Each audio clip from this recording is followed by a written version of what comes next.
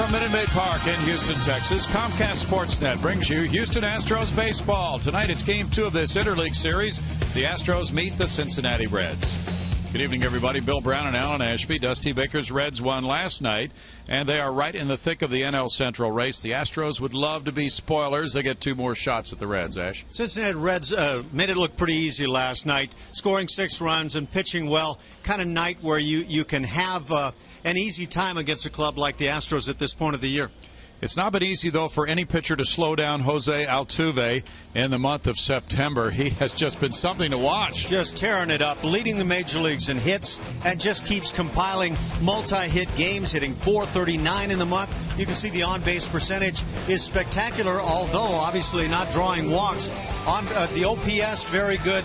And in the month of August, he came off of that 200 month, so this has been a complete turnaround for Jose Altuve. He's using all fields. He pulls the ball here. He goes to right center quite a bit. It's been fun to watch him, man. It really has been fun. And he's actually driving in runs right now. He's a guy you can count on to pick up the RBIs. Had the 1 home run right there, driving one to left field as he turned on one. But most of his hits going back up the middle and to right field. And for the Astros, and Jordan Lyles will be their starter, Mr. Unstoppable for the Reds that he'll be facing is Joey Votto, especially at Minute Maid Park. Joey Votto is just one of the game's great hitters. Last night, a couple of opposite field shots. Joey Votto has a 22-game hitting streak here at Minute Maid Park and a career average of .369 against Houston in 67 games. So he knows what he's doing. And again, you go back to the fact that he just simply is one of the game's great hitters. Coming up, right here from Minute Maid Park, Jose Altuve and the Astros try to derail Brandon Phillips and the Reds' playoff push. We'll have more in just a moment.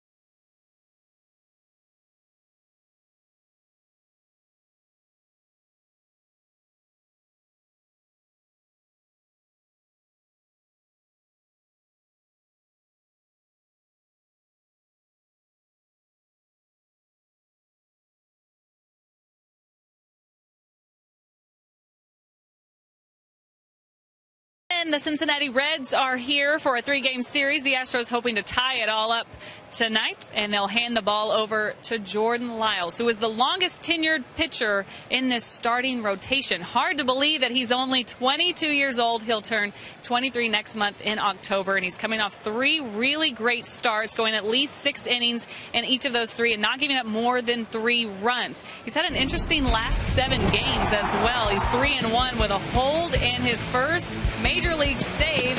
He has a 3.57 ERA, showing off his versatility there. Lyles trying to finish strong and put himself in good position to lead this starting rotation in 2014. He's even tweaked a couple things mechanically, trying to throw more downhill. He said after his last start, it's definitely been working, giving him more confidence. Gotta like the numbers he has against the Reds too. 2-0 with a 3.60 ERA. The young pitcher will make his 5th appearance against the Reds tonight. Coming up, it's the Astros and Reds. Game 2 of the series starts next. Don't go anywhere.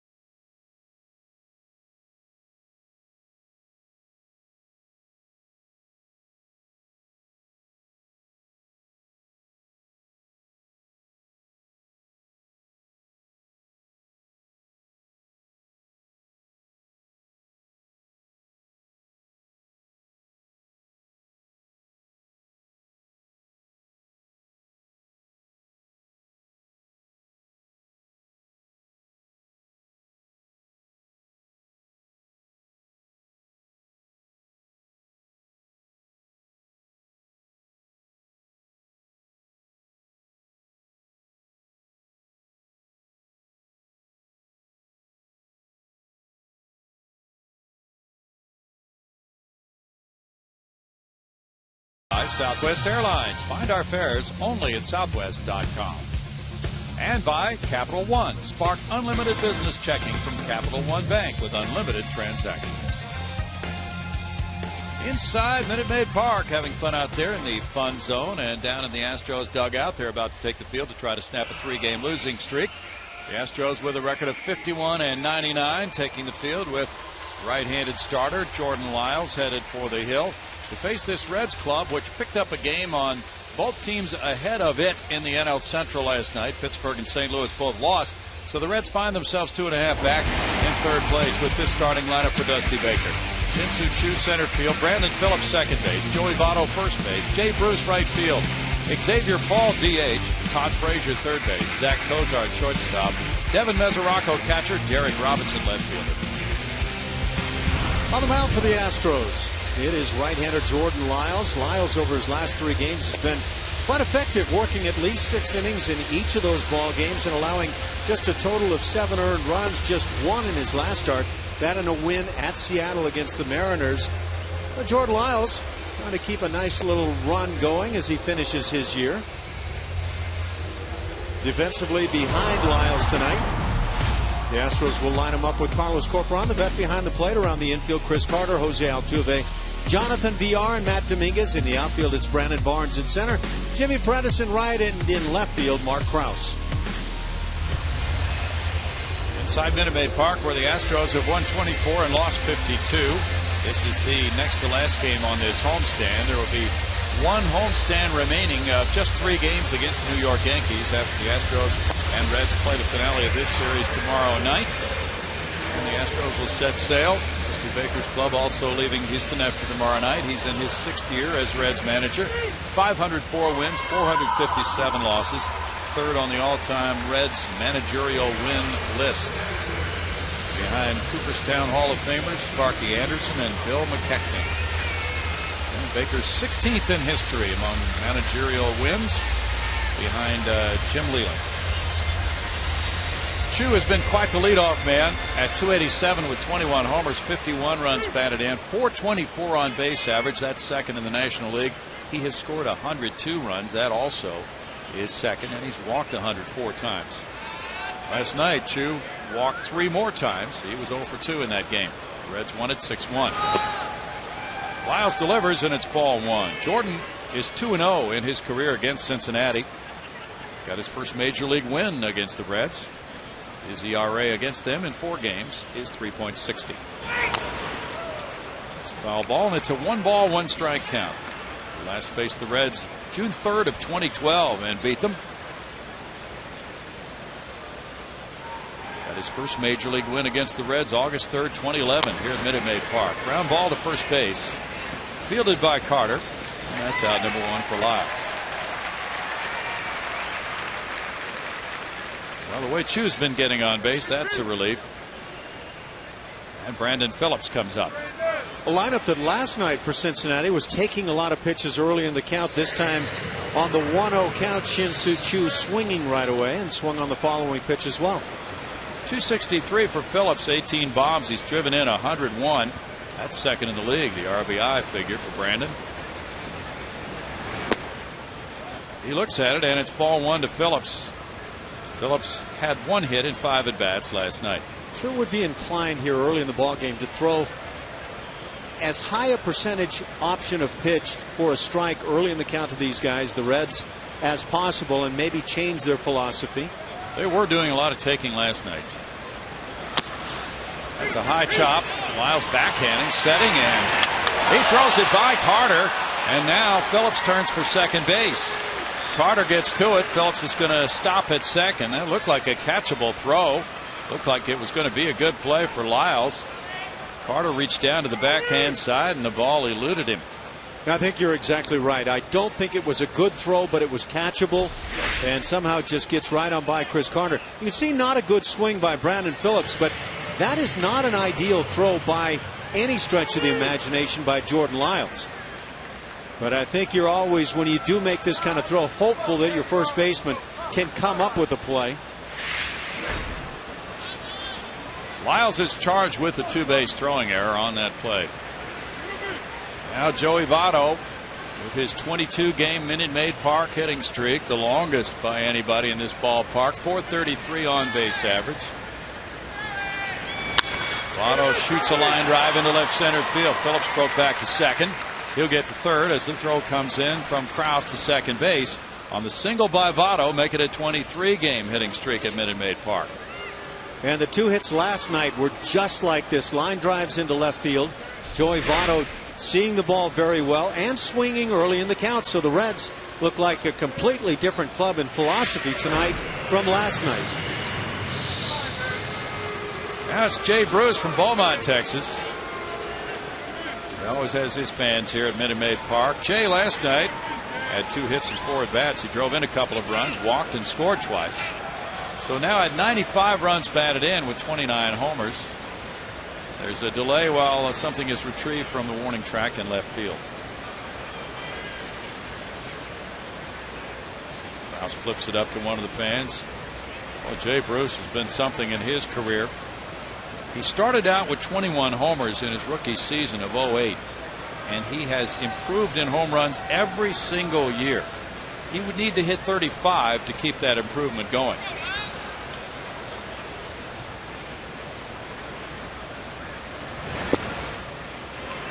That's a strike to Bruce. So that would mean 6 home runs would have to be hit by Jay Bruce between now and the end of the season to continue that fantastic home run improvement for the 6th consecutive year.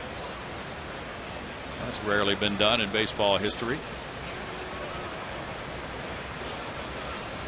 Double play depth for Villar and Altuve. And that's strike 2. Bruce is tied for the league lead in extra base hits in the National League.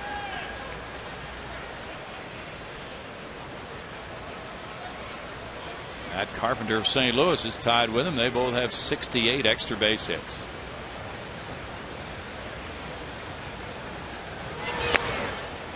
It's a 1-ball, 2-strike count.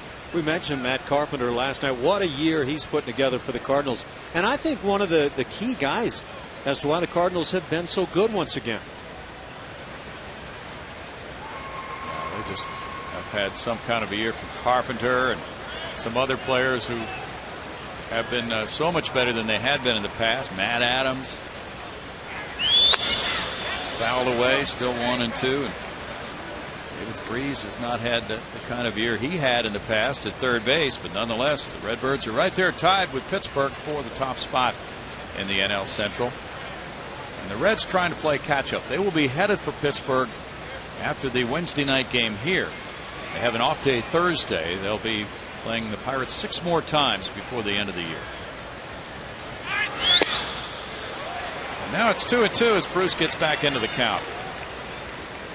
Like that effort trying to come in with the 4-seamer and try to pick away at that inside corner.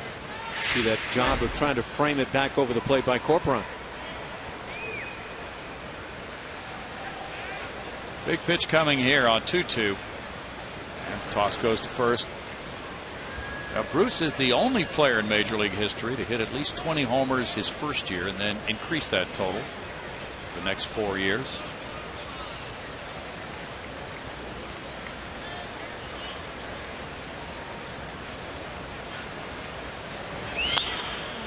And he fouls that one back with Paul on deck. Bruce needs 1 home run to become just the 6th player in Reds history to have 30 homers for 3 straight years. Ted Kluszewski did it in the 50s. Frank Robinson did it. Lee May, George Foster, and Adam Dunn.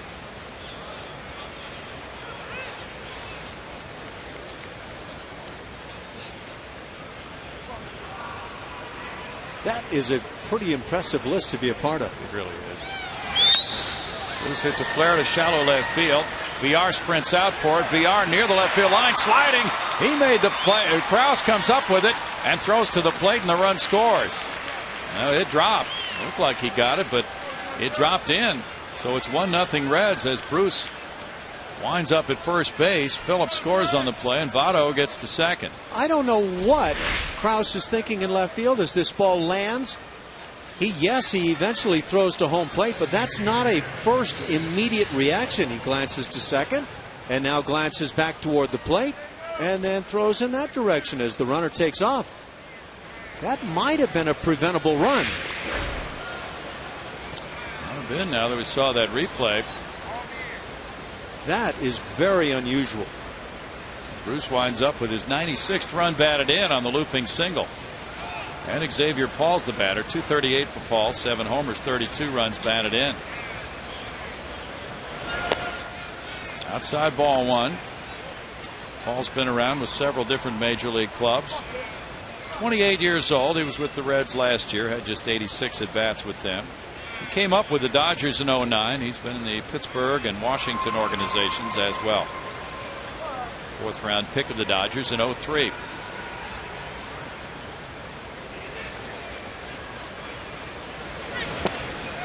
Been Dusty Baker's DH this year. He's making his 5th start at DH. 1 ball, 1 strike to Paul. That was an effective looking changeup.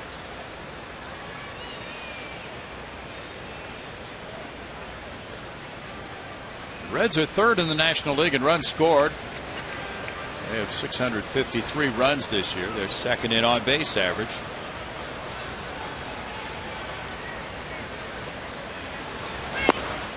Miles gets a call there, and it's 1-2. Marvin Hudson is the home plate umpire.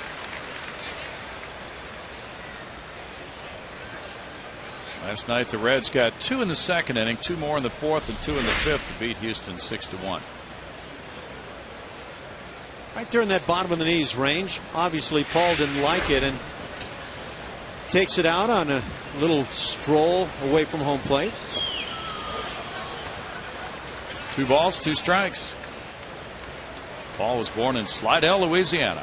Well, Paul, like other Cincinnati Reds hitters, seem to really enjoy this stroll away from the plate. Must be their culture. I wonder if it's something that's talked about, of trying to clear the mind. We'll have to ask Brooke Jacoby, the hitting coach, tomorrow night. That's high for ball 3, and it's a full count. Votto that time was going back to second base. Votto's looking over and gesturing toward his third base coach, Mark Berry. Dusty Baker's club shooting for win number 86 of the year, 9-6 in the month of September. Having lost 2 of 3 in each of the 2 previous series against the Cubs in Milwaukee.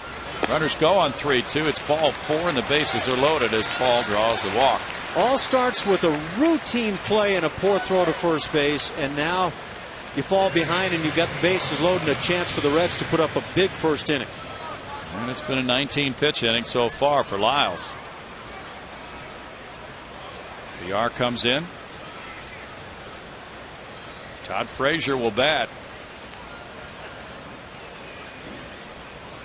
Frazier, the 27-year-old third baseman, has driven in 1 more run than he did last year for Cincinnati. 68 runs batted in. 4 for 13 with the bases loaded. 12 of his runs batted in have come in these opportunities. Frazier's hit .314 in his last 14 games.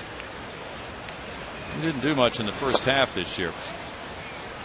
That's ball 1 to Frazier. A few days ago, when the Great Eight, as they call the Reds starting lineup from the mid-70s, who won back-to-back World Series, were in town for a Joe Morgan sculpture. Pete Rose pulled Frazier aside, and they had a chat. Things have gone better since then for Frazier. Rose is not allowed to formally interact with Reds personnel, but he met Frazier in a tunnel that ran from the clubhouse past the box seats behind home plate to the field, and they chatted briefly. Tunnels are unofficial, apparently. Apparently so. Now ball goes foul, and it's a 1-ball 2-strike count.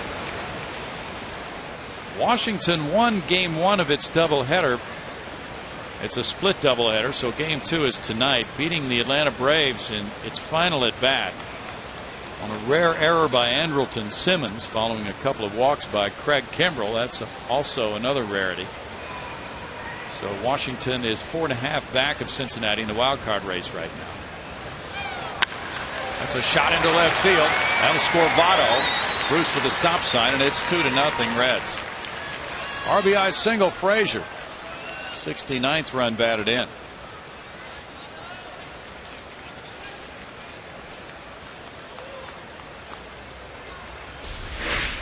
Well, again, the Reds with a chance to really turn this into a big scoring inning, and it didn't have to be. You know, all too often, things like errors and plays that have not been made, different items like that on the agenda have spiraled for the Astros and sent the club down the chute and out of control. Right now it's 2-0. That's a manageable deficit. But the Astros coming into this game had allowed 73 unearned runs this year. Now it's Zach Cozart. Cozart hit a homer last night. He drove in 4 to get him to 11 homers and 59 runs batted in with a .253 batting average. Before last night's game, the Reds had gone 0 for their last 13 with the bases loaded, but they ended that last night. And it's foul back, strike 1. Cozart homered last year off Lyles, and he is 3 for 5 against Jordan. Second round pick in 07 from Memphis, Tennessee, and the Mississippi Rebels. Off the end of the bat, it is over first base. It's down the right field line. That'll score 1 and maybe a couple. And here's the throw to the plate. It's off Carter's mitt, and it winds up being a 2-run single by Cozart. Another 2-run hit. That's his 3rd of the series so far, driving in 2. So 6 runs batted in already in this series for Cozart, and a 4-0 lead. Sometimes the softer you hit them, the better they are. And that's the case here. Little bleeder to the right field side. And the Astros botch. It doesn't have any impact on the play, but it just doesn't look right. You botch this throw coming back into the infield. Carter is presumably the cutoff man, and he's unable to come up with the throw. What is this, a bread concert? Soft hits. Ooh. Devin Mesoraco, the batter, 246, 9 homers. Elevator even. Roller to shortstop, VR to second, and Altuve to first for a double play. And it's a 4-run Cincinnati first with 4 hits, 1 costly error, and a man left. Reds 4, Astros coming up.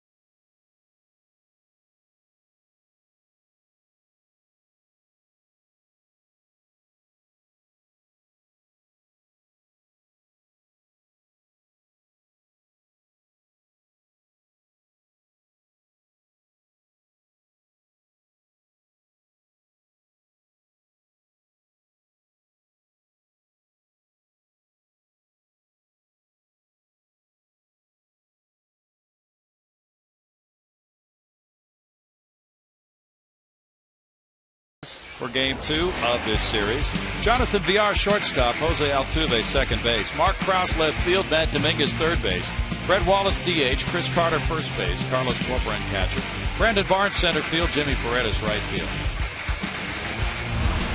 Right-hander Mike Leake on the mound for the mound for the Cincinnati Reds. 29 starts on the year, 13-6 on his year, and an ERA at 3.35, 20 homers allowed in 182 innings, so maybe just a bit above where he'd like to be there. He's been about equally effective against right-handers and left-handers on the course of the year and doesn't walk a whole lot of guys, so get ready to swing the bat. He is a good competitor. League 25 years old. He was a first-round choice in 2009 from Arizona State. Jonathan VR, 284, has 1 homer, 8 runs batted in. Showing bunt, 8 takes, and there's strike 1. Jonathan VR. Leake was 8-9 last year for Cincinnati with a 4.58. It's a bounce-back season for him. There's a liner by the shortstop. Cozart into left center field, and VR is aboard, and he's still going. Here's the throw into second. It's dropped by Phillips. He still got him out. He made the tag in between his legs as he regained control of it, and VR slid right into the tag. I have never seen a tag like this, and Jonathan VR again tries to make something happen where maybe the odds are against it, and it once again costs him. Chu hustles, gets the ball back in, and look at this tag. Okay, he didn't drop it. He just held the glove back. Did he really tag him? I don't know. I think left hand of VR got on bag before the glove touched the chest. Face hit rear end before a tag occurred. Mark Sanchez has nothing on Jonathan VR. Phillips got rear-ended on that one, and there's Altuve taking strike 1. Altuve's on a 4-game hitting streak. 1 ball, 1 strike. 286 for Altuve, 5 homers, 52 runs batted in. Kind of a blind tag, you might say. He got the call on it. 2 balls and a strike. Marty Foster made the out call, probably one of the strangest he's ever made, given the nature of that tag by Brandon Phillips. How did Phillips see that one coming? He evidently had somebody telling him that the runner was coming behind him. Backhand and drop. Cozart will not get Altuve. And Altuve, who leads the majors in batting average in September, will reach, but probably not on a hit.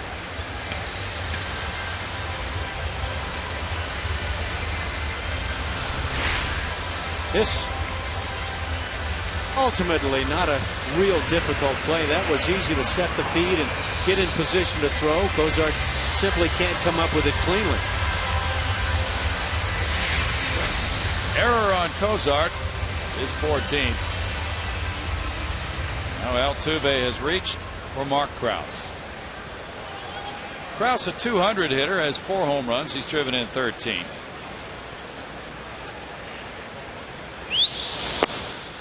Krause takes a look at it. It's strike one. Krause has had 105 at bats with the Astros. Left-handed hitters actually are not hitting for as high an average against Mike Leake as right-handed batters this year. Leake has been getting a lot of ground ball outs. Over third base. There's a hustling try and coming up just short. Frazier. It would have been a terrific over-the-shoulder catch, but ruled no play as the Dodger fan gives him a little fist bump. Is that Tommy Lasorda? It was I saw Tommy down there. Somebody in Jackie Robinson jersey, but it wasn't Tommy. Well, this has been an intriguing start to a ball game. We've had just a variety of efforts. And that was number 42, the retired number. The weirdness quotient of this one is running high early. Extremely so. Krause has hit in 6 of his last 7 games. Up there with an 0-2 count now against Leake.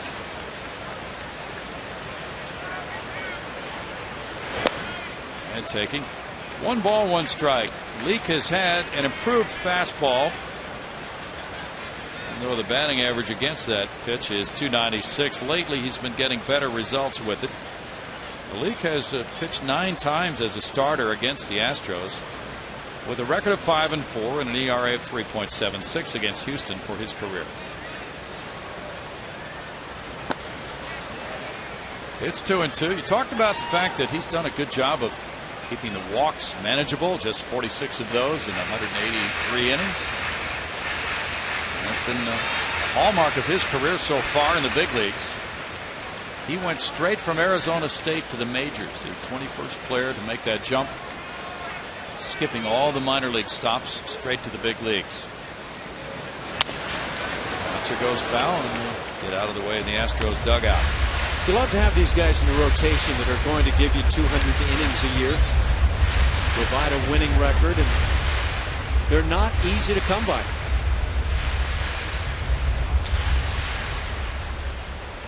Leake was a midfielder in soccer and a point guard in basketball. Also a punter and a kicker in football in high school. Quite an athlete. And he throws to first with those quick feet. He can turn and get the ball to first and surprise a few base runners. There have been 8 steals in 12 tries against Mike Leake. Krause hit a home run Sunday against the Angels here. This is his second stint with the Astros. VR made the first out, trying to hustle and get to second base. Jonathan VR looked like he was trying to deal with maybe a lip issue. I don't know. Is that just a frustration issue? Hard to say. Might have come from that collision with Brandon Phillips when he went into second base there. His face ramming into the backside of Phillips. Might have a cut. Kind of redefines headbutt, doesn't it? Yes, it does. Have a bit of a cut inside his mouth. 3-2, and there's a liner into right field. Altuve will get to second, and he's coming to third. Here's the throw from Jay Bruce going on through. Whoa! Wow. That was close. He did not slide. Wow. And that was really close at third base. There's no doubt Todd Frazier thinks he got it. Maybe a little bluff into the bag there. Sure, Dave Tremblay was trying to tell Altuve to get down. Number 1, nice hitting by Krause as he drills it into right field. And now Altuve, he knows right away he's going to third base. You better get down, however. Dave Tremblay was not down. He's just signaling stand up at the bag. And he beats it. Dave must have thought that throw was going to be cut off. Yeah, he must have. Woo, base running. Otherwise, hands are down pointing at the bag. You get down here. And Dominguez takes strike one. 20 homers, 75 runs batted in, a .242 average for Domingo. Yeah, we couldn't fault Altuve for not sliding. He was told to stand up. .285 on base average for Domingo. He was 0 for 4 with an RBI on a ground out last night for the Astros' only run. Out to shortstop. Kozart with the toss. Phillips the middleman. Low throw dug out by Votto on a 6-4-3 double play, making it no runs, 2 hits, 1 error, and a man left. 4-0 Reds.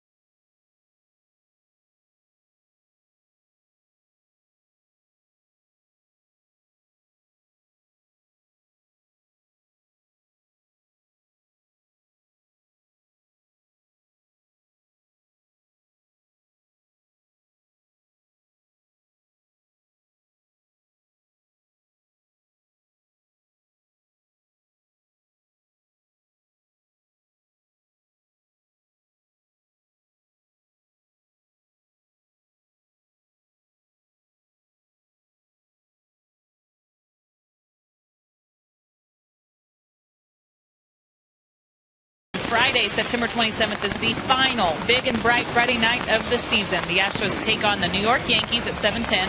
Don't forget to stick around after the game for the best fireworks show in town, presented by Marathon Oil Corporation.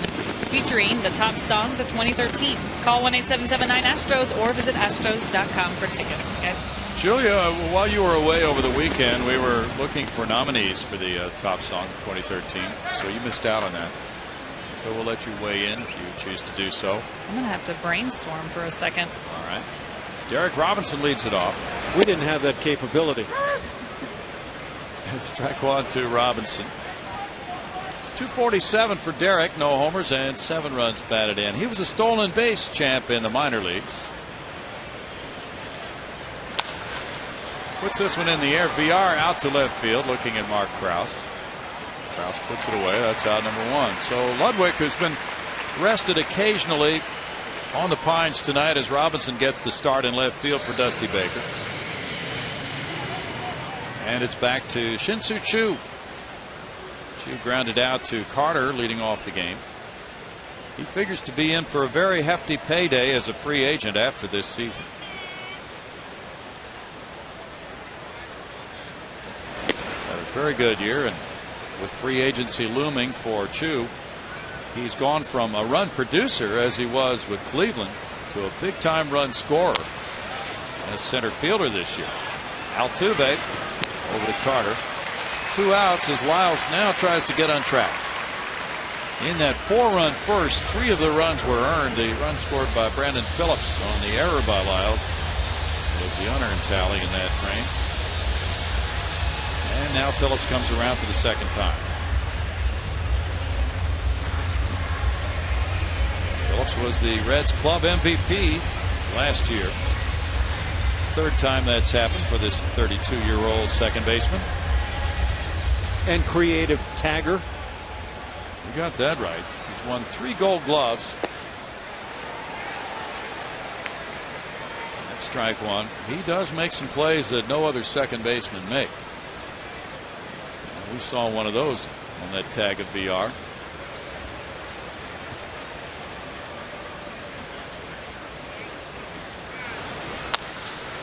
There's a shot into right field. Good hitting by Phillips because the pitch was on that nice plane toward the catcher's mitt from Jordan Lyles. And Phillips just punched it right into right field for a 2-out single.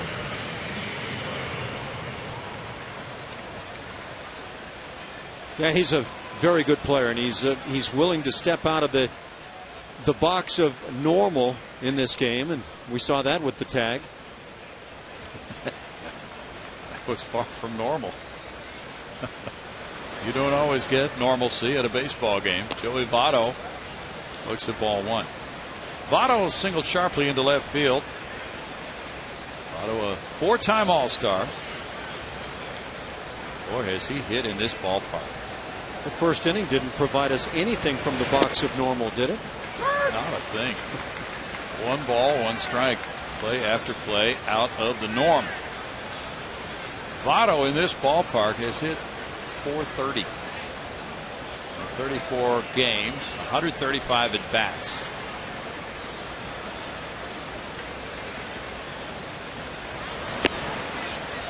He takes that pitch, and it's a 2-ball, 1 strike count to Joey, who's worked 120 walks this year.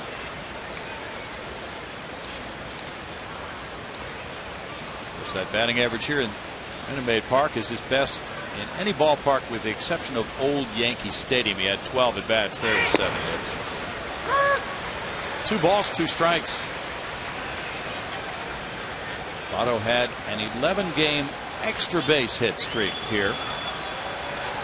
Jeff Bagwell had an 11-game extra base hit streak at Candlestick Park, 93 through 95.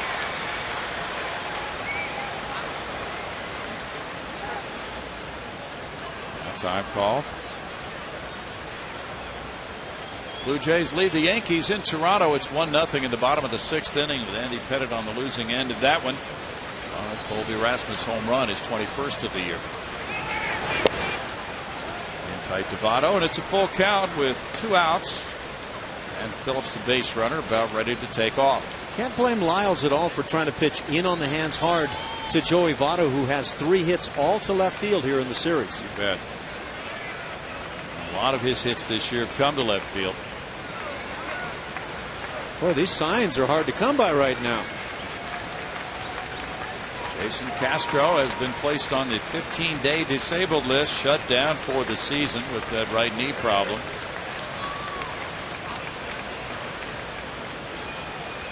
Phillips has a huge lead. He takes off.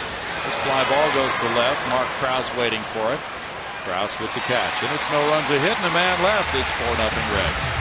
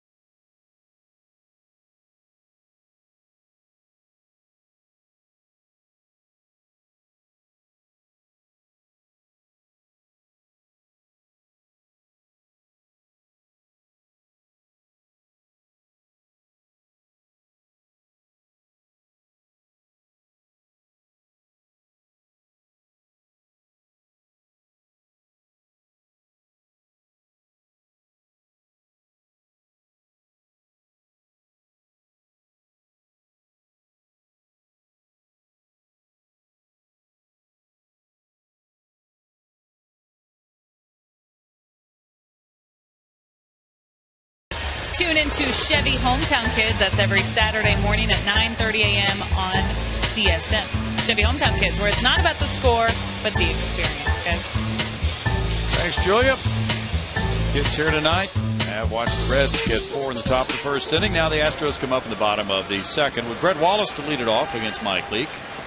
Leake shooting for win number 14 of the season.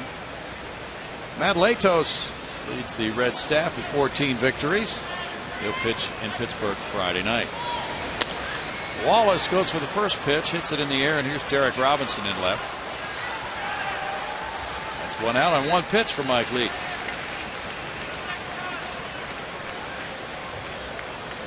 Wallace, who was 1 for 4 last night, is retired, and now it's Chris Carter.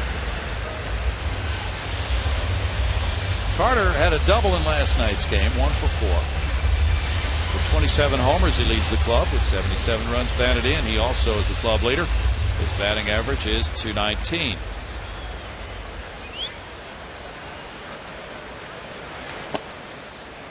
Strike one for Leake. Padres lead the Pirates 4-2. Bottom of the 5th inning in Pittsburgh. No balls, 2 strikes. Jed Jerko hit his 19th home run for San Diego. The Padres hit the Pirates last night. Bronson Arroyo there on the bench.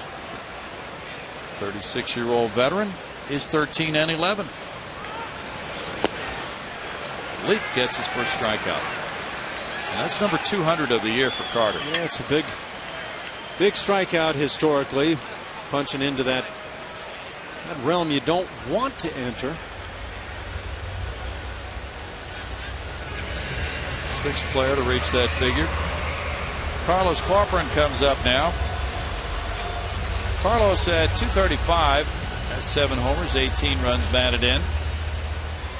Now Jason Castro talked with the media tonight before the game. He said he's not sure if he'll be making the road trip or not, having been placed on the 15-day disabled list, which effectively ends his season now. And he's been trying to get back with that right knee. The cyst was drained several days ago, and doing what he could do, but it just has not allowed him to return to the playing field.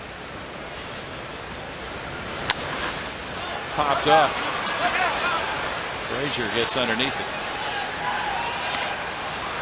In the second, it goes quickly for Leake, and the Reds lead 4-0 after 2.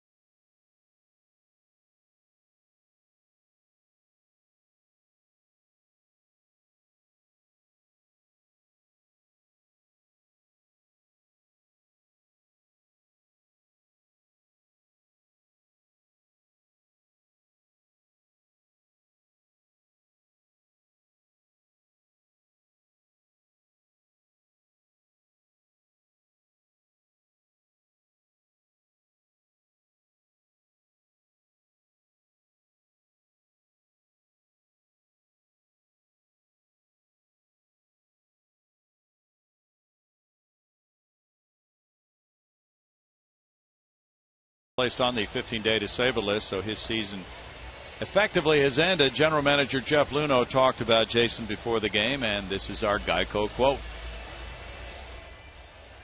As a general manager, one of the key pieces that you think about from day one is catching, and to get a catcher who not only can give you good skills behind the plate, good leadership with the pitching staff, but produce offensively what Jason did this year puts us in a unique position. So now as Jeff watches, Jason Castro joins Max Stassi. And Stassi will rejoin the Astros Monday at Texas. He's headed for Florida to do some catching there. There's a drive by Jay Bruce deep into center field, way back and turning. Brandon Barnes with a nice retreating catch for out number 1. Winds up on Towles Hill. Certainly is a different look offense for the Cincinnati Reds tonight. Much more willing to go after pitches early in the count. That a starter curveball. Yeah. Nothing different from Brandon Barnes, though. Just hit it to where a lot of balls go to die, about 420 feet away. Dead central, a great place to get outs in this ballpark, especially with Barnes out there. Xavier Paul's the batter. He's also shooting for that first pitch and fouling it. There's strike 1. Jeff Locke of the Pirates gave up 4, 3 in the third, 1 in the fourth inning. And Padres, with Eric Stultz on the mound, have that 4-2 lead.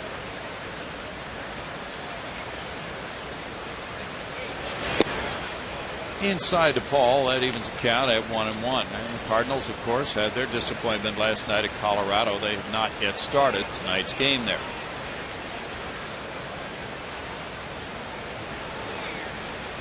So the Reds, who gained a game on both Pittsburgh and St. Louis last night, are hoping for that same tonight.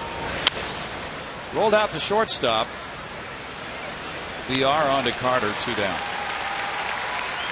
Let's check the wild card standings in the National League. Pittsburgh and St. Louis, as you know, are tied for the lead, and then Cincinnati in the wild card, trailing by 2.5 on those clubs in the division, but in the lead for the second position in the wild card. So either Pittsburgh or St. Louis could be considered the wild card leader.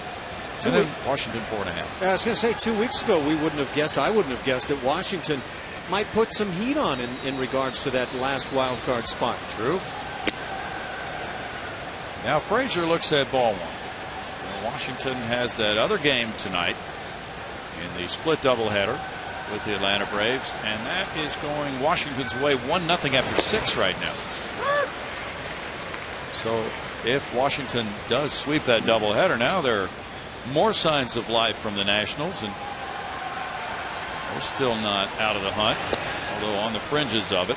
1 ball, 2 strikes. It's going to be really difficult for them to get in. All they can do, I would say, in a sense, the pressure's off them. Just keep going out and playing good baseball. Easier said than done.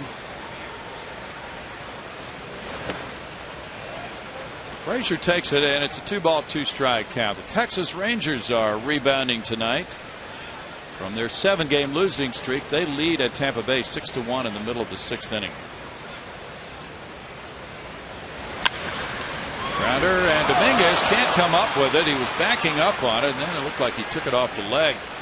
Frazier reaching. I talk about that second hop for a third baseman all the time, and this is the classic case. 1, 2, and this one right in between. Do you play in? Do you play back? It'll just eat you up.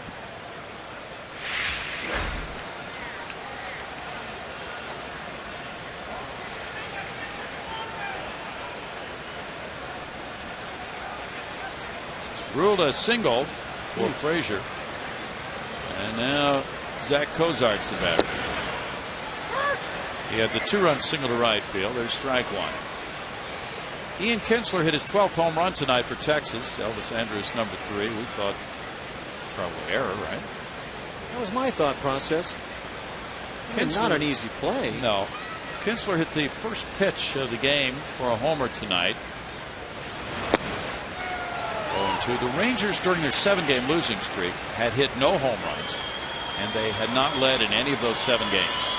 So they set a totally different tone as Kinsler went deep off Jeremy Hellickson to lead off the ball game tonight. Elvis Andrus hit his 3rd. For Tampa Bay, Jose Lobaton number 7. Runner takes off on 0-2. Here's the throw from Corcoran sailing, and there's a stolen base for Frazier. Number 6 of the year for him. Ultimately, Corp not given much, if any, of a shot here to be able to cut down the stolen base. That's just kind of getting into a rhythm. You could see the easy takeoff at first base by Frazier.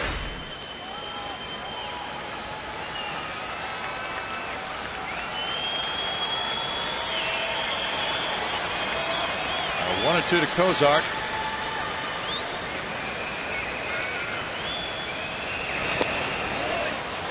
It's 2 balls, 2 strikes for Jordan Lyles. Last night, Eric Bedard was the starter. He went 4 innings. Lucas Harrell went 5 in relief. Just asking a little bit too much of that frame job there for Corbin. The Texas Rangers had an 8-game lead over Cleveland in the wild card race at the end of August. So they're really trying to regroup.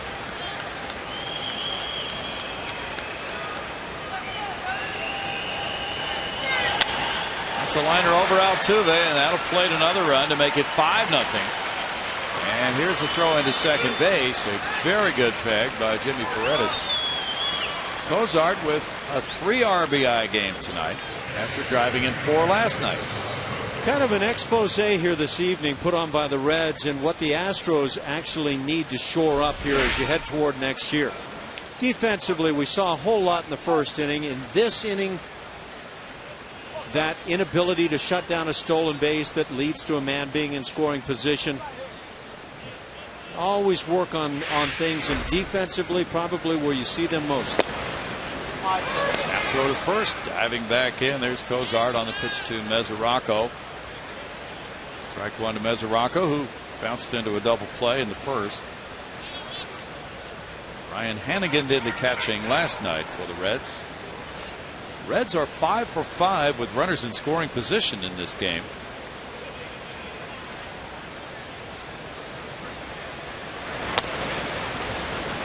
There should be, let's see, Mesoraco bounced into a double play in the first, so there should be 5 for 6. Frazier was a third on that one. That's not going to spoil their night. Well, yeah, 5 for 6 by the third inning. 5-0 lead.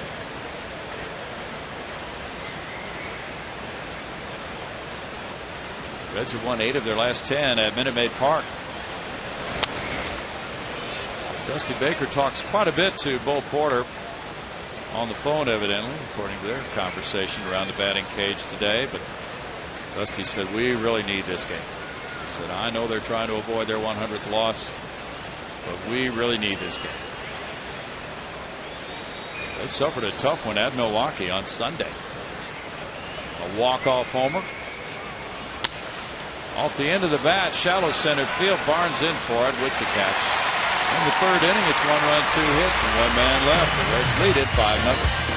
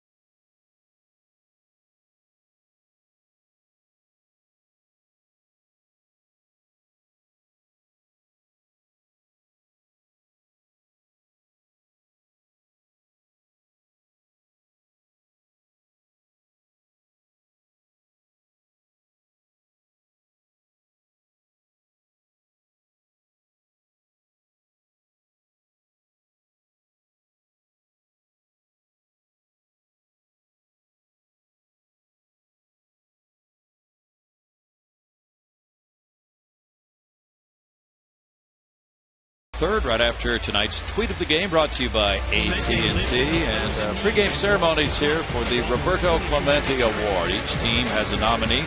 Jose Altuve is the Astros nominee for the prestigious Roberto Clemente Award.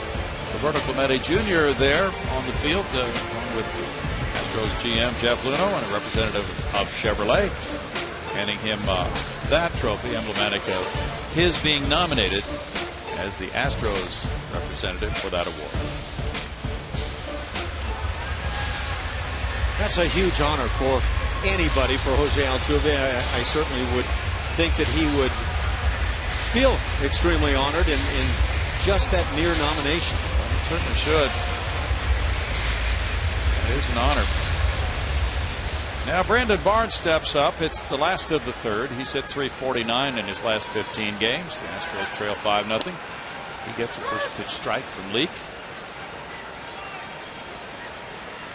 And you see the bases with that Clemente day, September 17th, 2013. In fact, Cheo Cruz and Jose Altuve were out at an autograph session today. It's a 1-ball, 1-strike count. I had dinner with Cheo Cruz, and I am honored in just doing that. Line shot into Leake's glove for out number 1.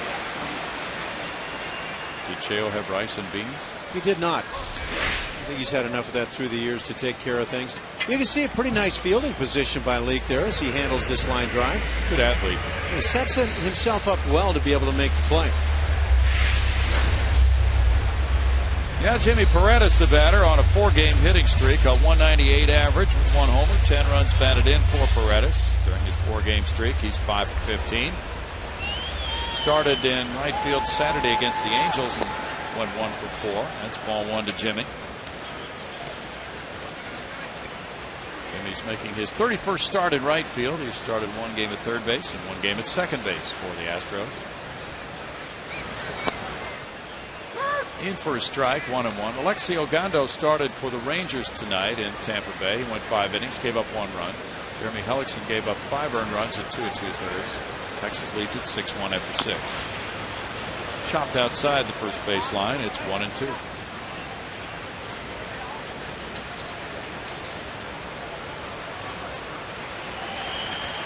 So the Oakland A's are looking good in the AL West.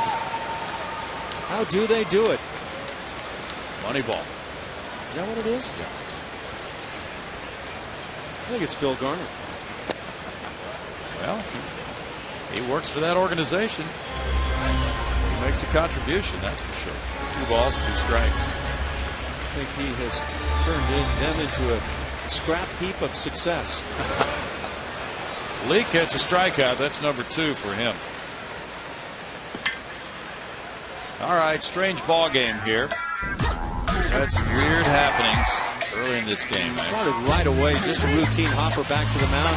Lyles on it and throws it away. Chris Carter can't come up with it, and that leads to a 4-run first inning, 1 earned run, and Jonathan Villar lines a base hit into left center field, gets thrown out trying to stretch. Jose Altuve reaches on a routine ground ball to shortstop, and it's just been on and on. It's had just a strange feel right from the start.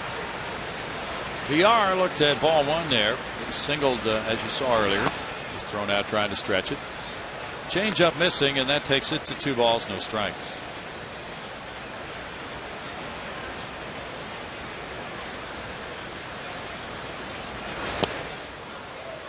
It's 2-1 to Jonathan Villar. We weren't sure if Jonathan Villar was going to come out for the second inning defensively, simply because he's been yanked 1 time previously for making a base hit, a base running blunder. Yeah, this club trailed 4-0 when he made that mistake, and the previous time he was taken out of the game by Bull Porter, he said, "You've got to watch the scoreboard. You've got to know the situation when you try to stretch a hit and take an additional base on it." He is just such an aggressive player by nature, and you really don't want to take that away from him. You just want it shackled a bit by common sense. Leake, with his first walk of the night, has a base runner, and it's Jose Altuve coming up next. Altuve leads the American League in singles with 130. This is his 34th consecutive game that he has started for the Astros after having some quadriceps problems. Reached on that error by Cozart we saw a moment ago. That takes ball 1 there. Yeah, that is an award, the Roberto Clemente Award. Just being nominated for it should be an honor for Jose Altuve. And Jeff Luhnow said Jose Altuve exemplifies what we're looking for in our Astros players, both in the way he plays on the field and the way he conducts himself off the field. Clayton Kershaw, the winner last year. Ground ball, Phillips to his left. Makes the play over to Votto, and it's no runs, no hits, and a man left after 3-5-0 Reds.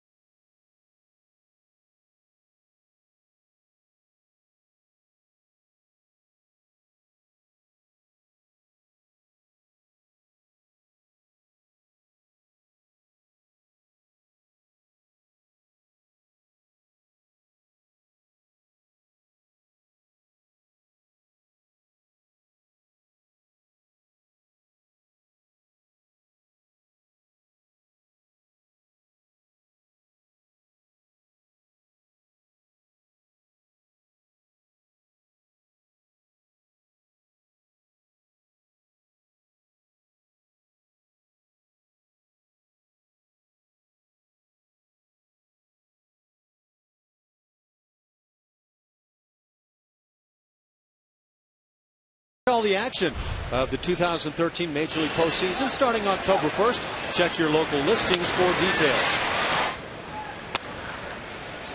Starting October 1. I like that. I like the early postseason starts. Robinson fouls it away. There's strike one to Derek. Derek kicked the fly ball to left field in the second. Kind of an early start. That means World Series should be finished before November, right? Sometime at least by the middle or end thereof. Weather permitting. No balls, 2 strikes to Derek Robinson. Chris Davis has done it again for the Orioles. Another home run. That gives him the single season Orioles record, 51 homers. Brady Anderson had the previous record. As Yogi once said, he always thought the record would stand until it was broken. Okay. 1 and 2. Well, he hit it against the Red Sox, who can eliminate Baltimore from the division race for the win tonight. That's his 6th homer against the Red Sox. That speaks well for him. He's hit 7 against the Yankees and Jays, 5 against the Rays. So he's done a lot of damage in the AL East. Pretty well dispersed, huh? Yeah. Bouncer and on through into right field.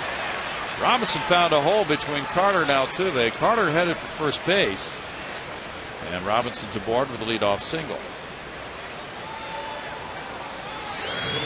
What are you thinking for AL MVP? Miguel Cabrera, Mike Trout, or Chris Davis? Look, it's Miguel Cabrera for me. I don't know how you go away from him. The Tigers have been a great team all along. The Orioles have been doing some backsliding, and the Angels have just not been there. But some great performances by the other 2 players, but Miguel Cabrera. You? Stay with you. We're in agreement on that. Shin-Soo Choo looks at ball 1. By the way, that base hit going through the hole on the right side by Robinson. Couldn't tell if I thought Carter had a shot on that ground ball or not. Couldn't tell. It broke away early, and that leaves you unable to make really a legitimate assessment. Right.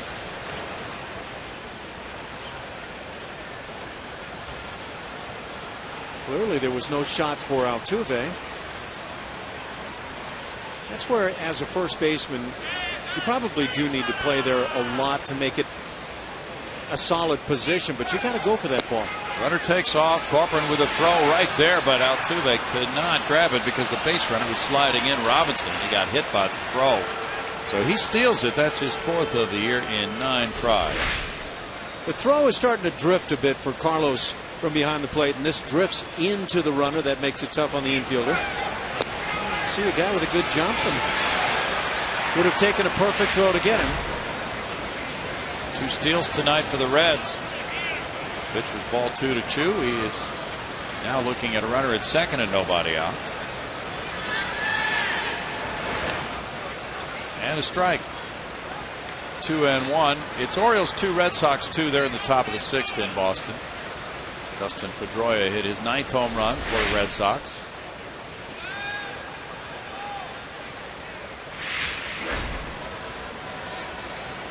Cardinals lead the Rockies 1-0 there in the top of the 2nd.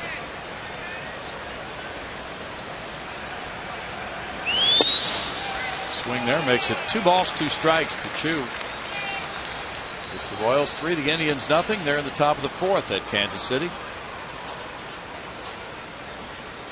Zach Greinke will pitch for the Dodgers tonight at Arizona against 14-game winner Patrick Corbin. Greinke also has won 14. 3 balls, 2 strikes for Jordan Lyles, who is at 66 pitches for the night.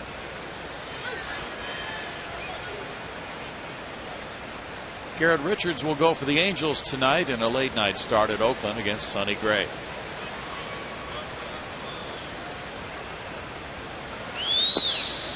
That's ball 4, and Chu has drawn his 105th walk of the year. Number 2 for Lyles tonight. Astros pitchers just having a miserable time throwing 2 strikes. Apparently that's been the case for a lot of other pitchers. Yeah. Now Phillips reached on the error by Lyles and singled to right field.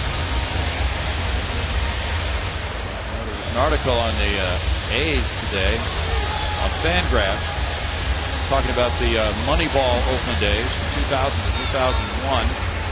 They had a .597 winning percentage in those 2 years combined, and they had 1.8% of the total payroll of all the American League teams. So talking about how they use their money wisely.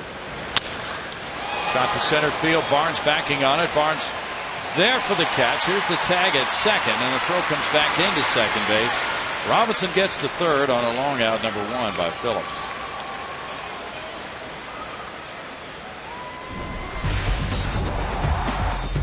Joey Votto has been pretty darn good here in the series, but he's been pretty darn good, and then some, for years now with the Reds. Lining the ball the other way twice last night.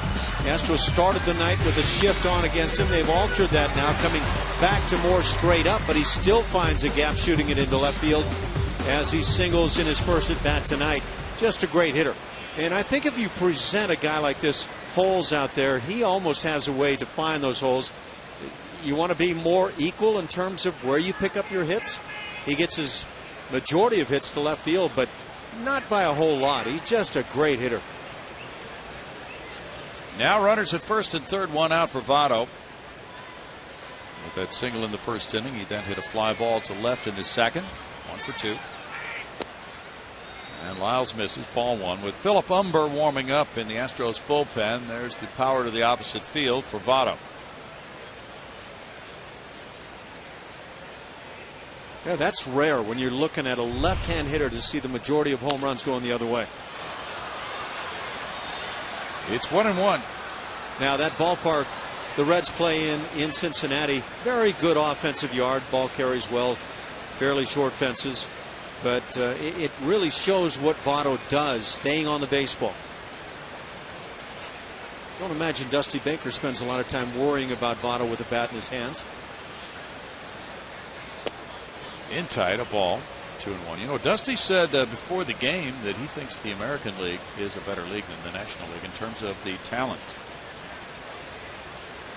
Well, he's been around. I would trust just about anything Dusty says. Unless he says to me, here, try this, and hands me a toothpick. You could be kind of the Ralph Garr of Astros broadcasting. You have me nearly convinced. You broadcast with a toothpick. It would have stopped you. Be all kinds of slurpy sounds going on. Okay, I'll try.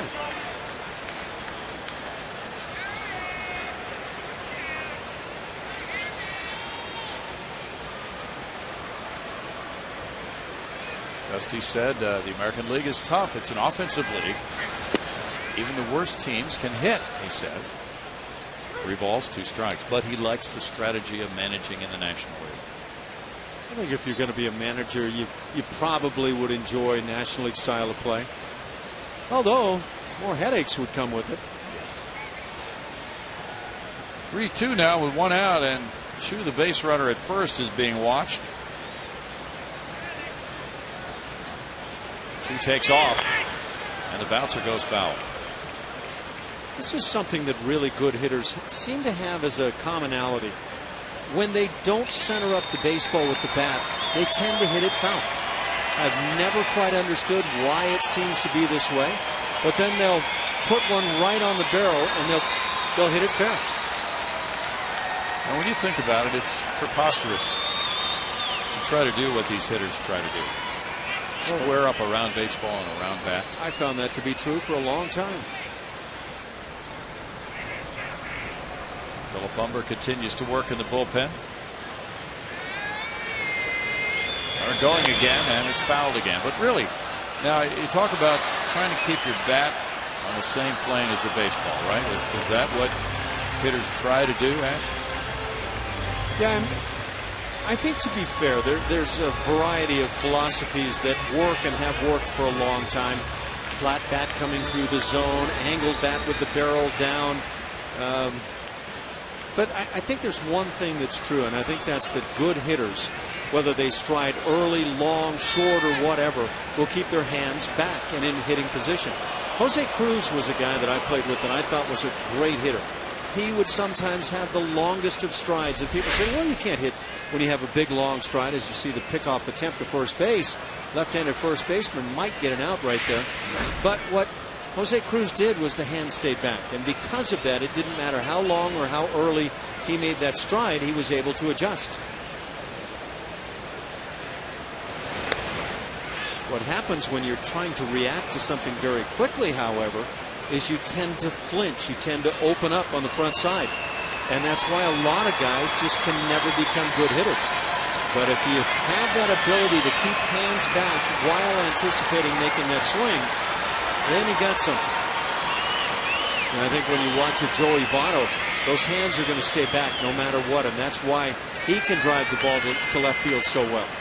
There it goes again, and it's ball 4 this time. Votto takes the walk. That's number 3 for Lyles. Base is loaded, 1 out now. And it's Jay Bruce batting. Bruce is 1 for 2, an RBI single to left.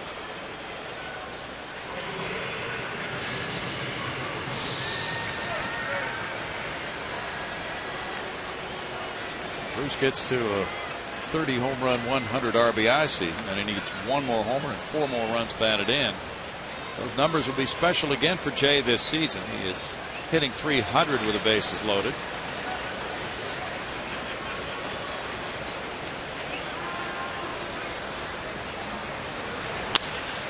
fly ball hits for left field and deep. Krause out of room. He backs off the wall. That one is in the seats. A grand slam for Jay Bruce. And he has now reached 30 homers and 100 runs batted in. A milestone swing of the bat for the Beaumont, Texas native. And it's 9-0 Reds.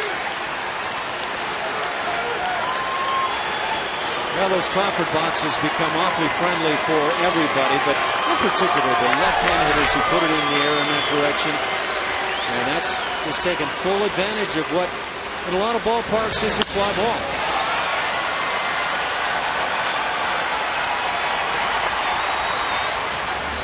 That's the 3rd grand slam for the Reds this season. The 6th one the Astros have surrendered.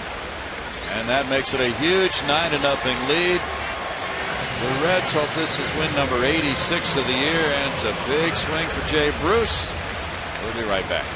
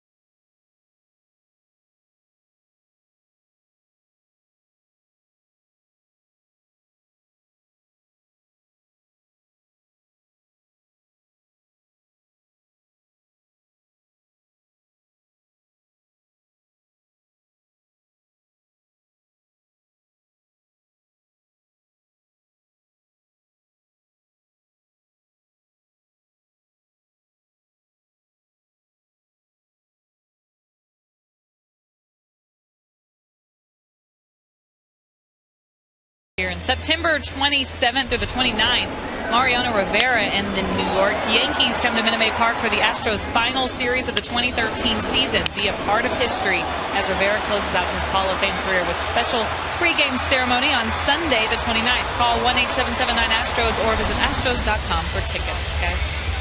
New career high for runs batted in the season for Jay Bruce now with 100 coming on the 4 runs batted in. On the Grand Slam is a 5 RBI game now, getting him to the century mark. And it's 9-0 with Philip Humber coming in. Xavier Paul, the batter, he walked and scored in the first, grounded out his second time up in the 3rd inning. Humber 0-8 with an 8.27 ERA. And there's ball 1 to Paul. Well, last night it was a 5-inning relief stint for Lucas Harrell in relief of Eric Bedard. Now in the 4th inning, here's Humber coming in for long relief, it would appear. 9 runs on 9 hits and 1 error for the Reds. 0-2-1 for the Astros. That chop goes foul. So for Jordan Lyles, it's 3 1/3 innings of work tonight. 9 hits and 9 runs, 8 of them earned. With 3 walks, no strikeouts. Through 77 pitches, 49 for strikes. Statistically not friendly at all for Jordan Lyles. And it all got started very poorly defensively by Jordan himself. It's ball 2 and it's 2 balls and 1 strike now. 11 days since Philip Humber's been on the hill.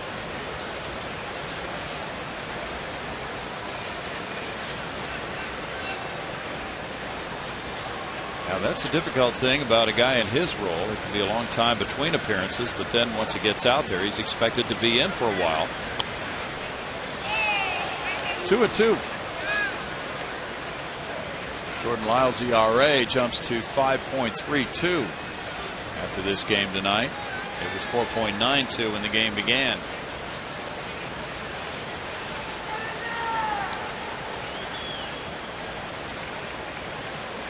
The Reds will probably find their eyes wandering to the scoreboard with this big 9-0 lead. Off the glove of Humber, and that will trickle out, and that will be another unfortunate occurrence for the Astros in this ball game defensively.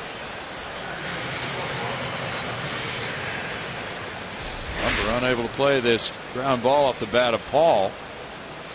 There's a play that should be made. The inning started with a ground ball to the right side hit by Derek Robinson that found the hole into right field, and there's really no way of knowing whether it was playable, but my eye says there have been certainly first basemen that would have made that play. It's ruled a hit for Paul, and now Frazier's the batter. And there's strike 1 to him. Frazier's 2 for 2 in this game. So 10 hits now for the Reds. The grand slam by Jay Bruce, the second of his career. You might have seen that up on your screen. No balls, 2 strikes. Well, between Jay Bruce and Joey Votto, this ballpark has been terrific for both of those guys.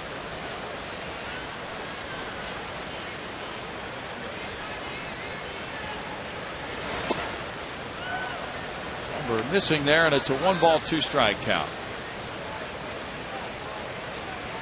Evan Gattis hit his 20th home run for the Braves in game 1 of their twin bill with the Nationals. The Braves lost it 6-5 though.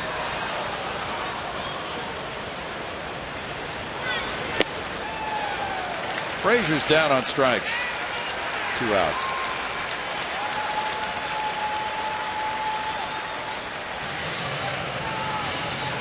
This is where we say down goes Frazier.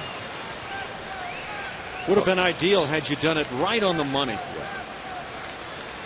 Timing is everything, as you have said. Cozart has 3 runs batted in tonight. He's 2 for 2. Oh, those great fights or not. Frazier. We were kids running. Yeah. Slowly hit. Dominguez throwing to first base.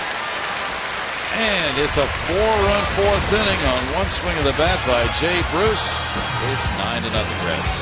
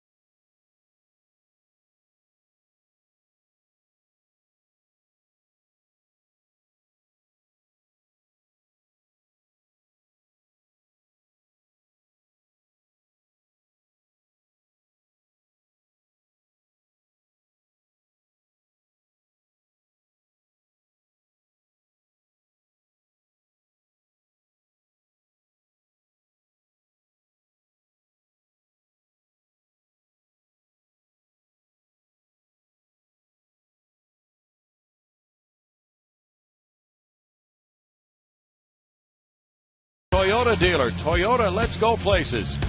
And by Jack in the Box. Go big at a participating Jack in the Box with Jack's really big chicken combos for only $3.99 plus tax. Huge lead for Mike Leake, and it's 9-0 Reds. They got a grand slam from Jay Bruce in that big 4-run fourth. They got 4 in the first as well, with 1 run coming in the 3rd inning. And big night for some of the Reds hitters to fatten their batting averages so far, and have banged out a total of 10 hits in this game. Meanwhile, the Astros now come up with their 3-4-5 hitters in the home 4th inning. Mark Krause single to right field in the first. They had used the same combination of 1, 2, 3 hitters in the lineup for 12 games in a row until tonight. Trevor Crowe had been that number 3 guy. Krause takes ball 1.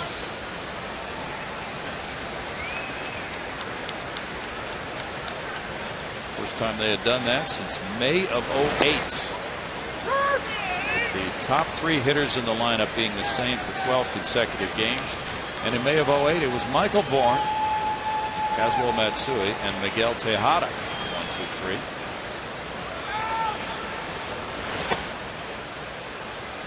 Two and one. Michael Bourne and the Cleveland Indians will be awaiting the Astros as they go on the road again. And Thursday night's the opener of that 4-game series in Cleveland.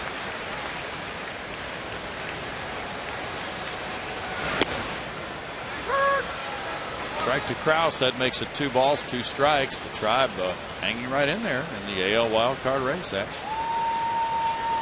Is it Terry Francona? Is it a better new version of the Indians? Is it Nick Swisher? Is it Michael Bourne? Yeah. Well, Nick Swisher certainly had success with the Yankees. Michael Bourne is a very good player and kind of one of those guys that fills roles very nicely on a club. Dallas Keuchel will be the leadoff man in the rotation against Ubaldo Jimenez. Deep drive left center field. Chew back into left center for out number 1. Astros Trivia is brought to you by your local Toyota dealer. See what we have tonight. Who was the first designated hitter on a National League team? Ooh, well, this is kind of a tricky one, Ash. It's intriguing. That's a question I hadn't really even considered. I think I know this because it happened in the World Series before it happened in the regular season. Okay, so the original year of a DH was 1973? Yes. But so who was the National League entry into the World Series in 73? Well, the National League entry was the New York Mets, but I don't think the DH was used that year in the World Series. Okay, so now you got me spinning. What was the first year they allowed that to be a part of things? I'm going to say 1976, and I'm going to say Dan Greason of the Cincinnati Reds. Not Bernie Carbo. No, not Bernie. But we'll see if that's right. That was, if not my favorite World Series of my recollection, certainly in the top couple. Big takes. Big Red Machine is part of things, and what a great club that was to watch. 1975 World Series with the Red Sox and Reds. That was your favorite? Oh, 75 is that year. That's correct. Yeah. I whiffed by just a year, didn't I? Well, you did, but that's okay. That's okay. At least that's where you're going to spin it. Yep. Broken bat liner caught by Phillips. 2 outs. Well, let's see what that answer really is about the first DH on a National League team.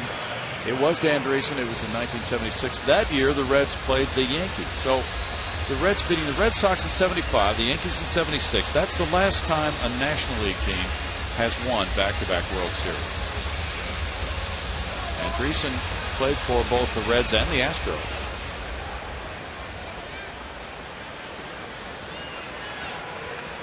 Red Wallace.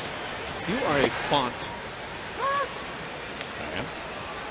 Italics or bold? Of huge knowledge. And it would be bold. Okay. If pressed. Broken bat looper.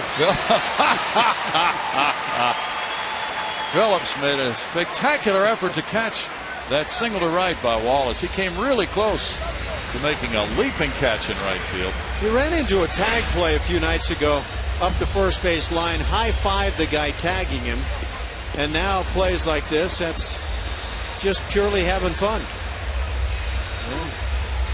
Well, nothing wrong with it. If your manager sees nothing wrong, then go ahead and have fun. He's leaving it all out there, Ash. Well, he is. I have a feeling he's got more to leave. 2-out single. Now it's Chris Carter taking a lead curve, and it's strike one. You saw the high-five tag out the other night, I guess. Yeah, that was fun. He had gone back toward home plate, and then he decided, no, I'm going to run over and touch this guy's glove so he can tag me up. One of them. Well, as Pete Rose always said, Ash, and you probably heard him say it, the umpire doesn't say work ball, he says play ball. Oh, there you go. And therefore you're allowed to make tags between your legs at second base. Jump for balls that are 40 feet over your head. Well, remember Tejada used to do that. They used to hit line drives over his head about 20 or 25 feet. He'd jump up in the air. You know what guys do during batting practice? Of course, you can't do it in the game. Guys become very adept at tossing their gloves up at line drives. And you'll hit a good percentage with your glove, and that ball will pop right up and you can handle it. Which is why you can't toss your glove at a baseball during a game. There's a Rocco with a stop, 2-2. If you do, there is a severe penalty if you hit the ball with your glove. 3 base jump. 3 bases. What about, did you ever try the ball trickles out of your mitt when you're catching, rolls up the third base line a little bit, and you reach out with your mask and touch the ball with it? Fortunately, I never tried that when I also learned the rule early on, but yeah, that is a classic boo-boo. To right field, Jay Bruce in for it. That's what, a 2-base error, right? I believe so. Okay. And that's the 4th inning with no runs to hit and a man left, 9-0 Reds.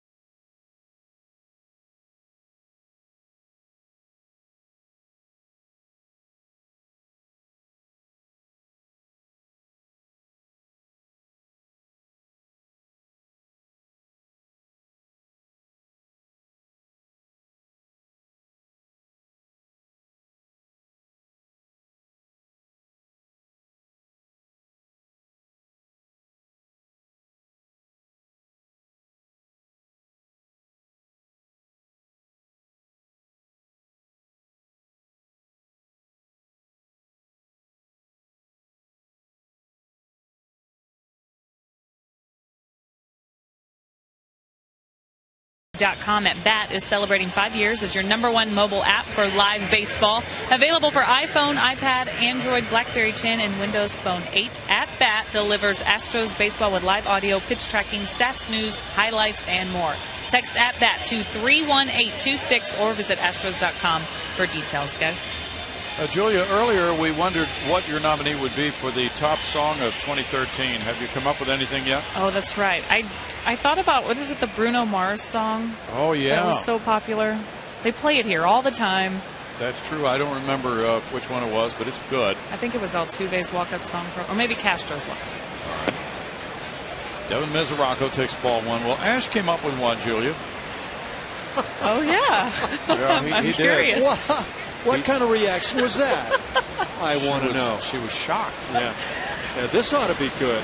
Ash came up with a song from 2013 and not 1954. Okay, Brownie, you're pushing your luck now. Sorry. What was that song you came up with? I didn't come up with a song, did I? Yes, you did. Let's see. There's Katy Perry at the top of the list. Roar. Roar. Your song. Yeah. That was your song that you nominated. Yeah. That's a new one, too. Yeah. Well. And then came Robin Thicke, and I'm not going to go there. All right. Okay. Well, what else would you have?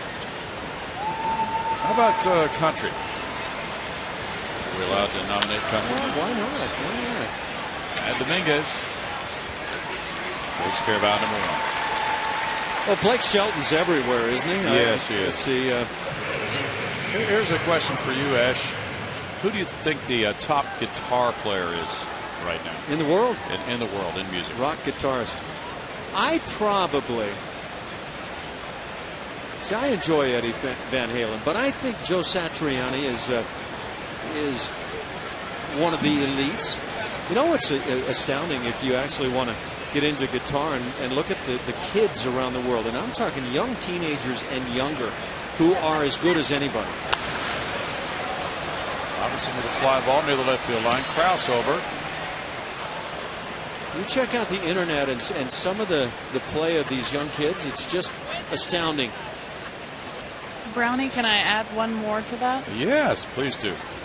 Justin Timberlake Okay. has had some great. Suit and Tie was good. Okay. That was 2013, right? Yeah. Oh, Brownie, come on.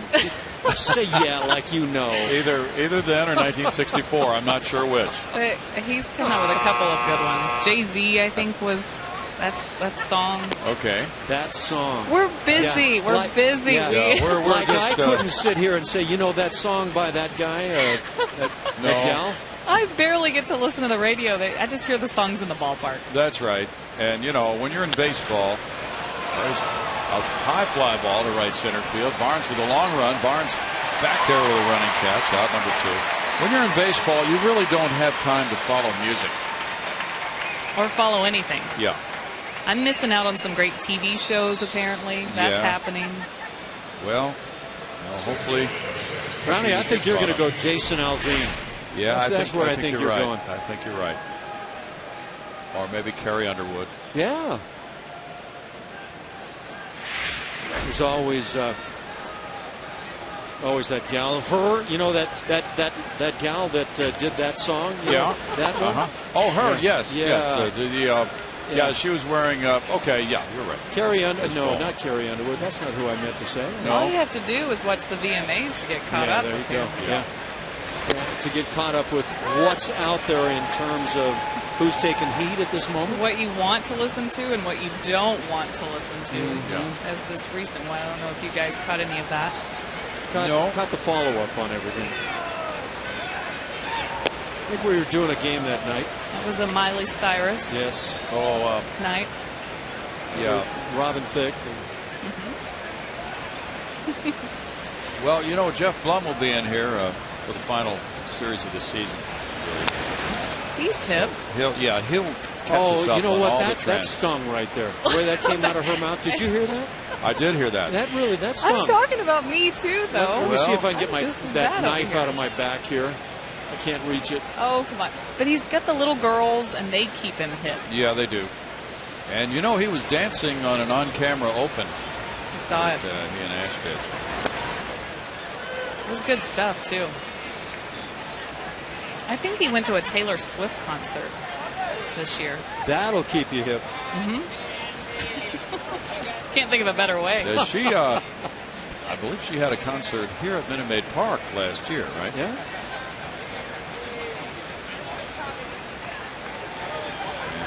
Paul McCartney was here in concert, struck him out, and that's a 1-2-3 fifth inning, and it's 9-0 Reds.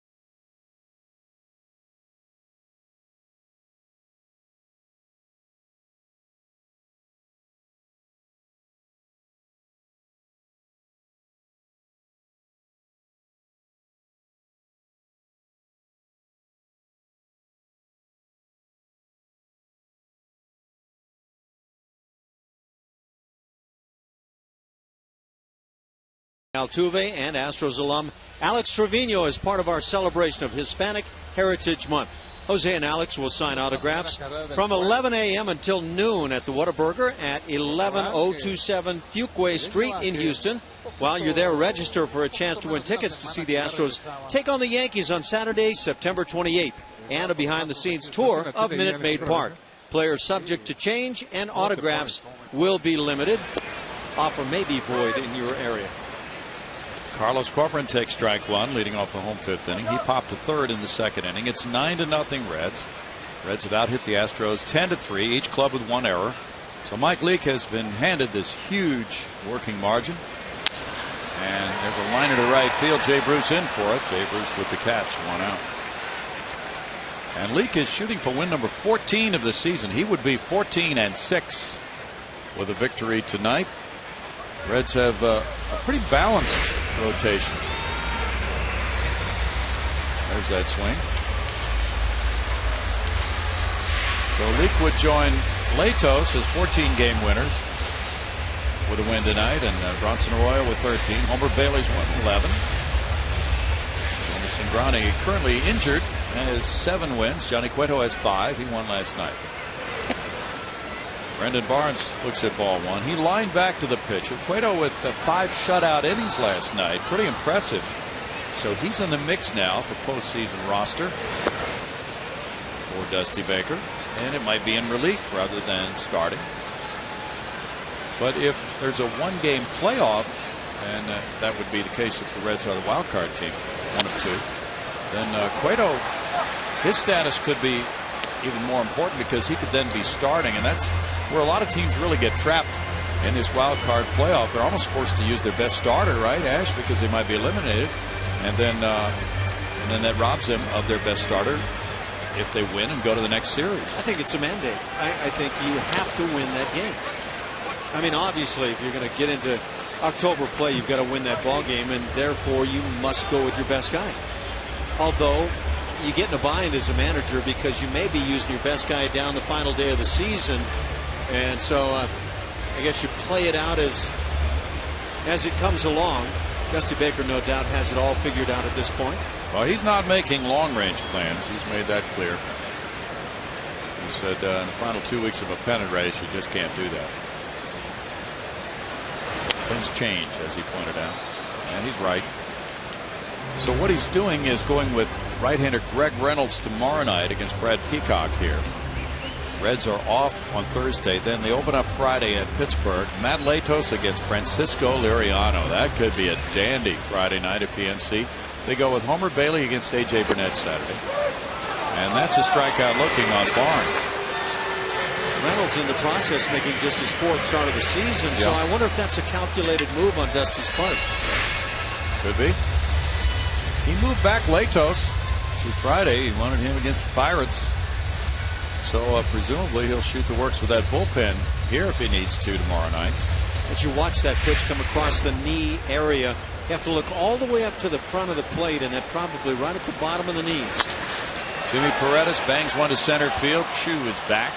Chu with the catch, and after 5, it's 9-0 Reds.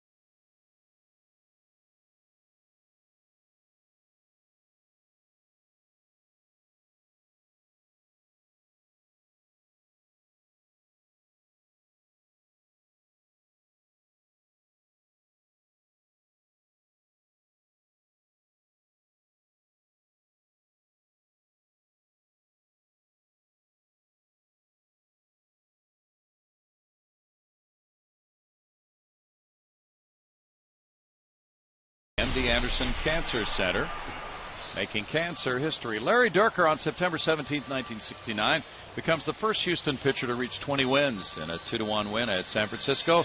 Doug Rader and Jimmy Wynn, homer off Gaylord Perry for the decisive run. 20 victory season. The cheering is for Kiss Cam. It's currently being viewed by the fans here at Minute Maid Park. As a couple was lip locked up there on the screen. Now we go to the 6th inning, and it's Brandon Phillips. Phillips is 1 for 3 tonight. The Blue Jays shut out the Yankees in Toronto 2-0. R.A. Dickey beating Andy Pettit. There's strike one. Dickey goes to 13-12, and Pettit is 10-10. Casey Jansen with save number 31 gets the final outs on a 5-hitter. Got home runs from Colby Rasmus and Rajay Davis. Edwin Encarnacion has been shut down for the season. What's his injury? I'm not sure. I didn't actually follow up on that. Line shot by Phillips into left field. It goes to the wall. Phillips heads for second base. That's his 24th two-base hit of the year, and he's 2 for 4 in this game.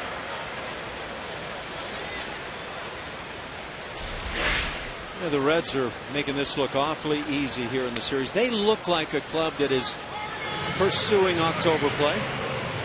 And because they are, they'll keep pouring it on. They can't leave anything to chance this late in the season, needing every win desperately. So you wouldn't anticipate Dusty here in the final 2-3 innings, maybe bringing his bench onto play? Probably not. Could. It's that tough juggle, quite frankly, where you're trying to make sure that you play hard all the way through the wire and at the same time not injure anybody. Exactly. Good point. Strike to Votto. Votto's 1 for 2 with a walk. Just can't leave it to chance, though.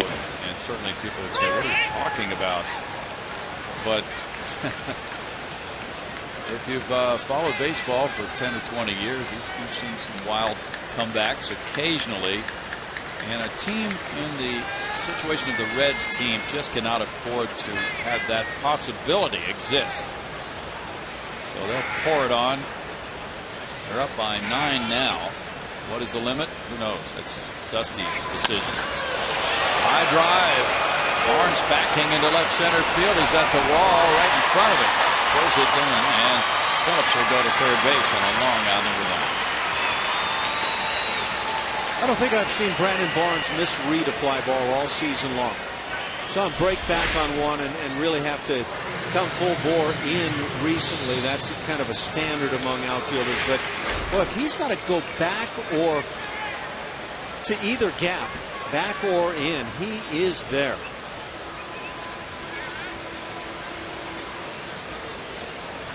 It's Jay Bruce. He's driven in 5 tonight with 2 hits, including his second career grand slam. The infield comes in with 1 out. That's right. Grand slam by Bruce. Just gets under it and hits that fly ball toward left, a bit toward left center, but finds the Crawford boxes. And probably thinking to himself, that was easy. This one's in the air to left field. Mark Krause coming over. Phillips will go to tag. Krause with a catch. Phillips coming home. Throw to the plate. Yeah, they get him. Carlos Corcoran blocked him off home and held him off long enough to tag him out on the call by Marvin Hudson. And that's a 7-2 double play. Could have been a 6th run batted in for Bruce, but instead it's an outfield assist for Krause. And it's still 9-0 Reds in the 6th.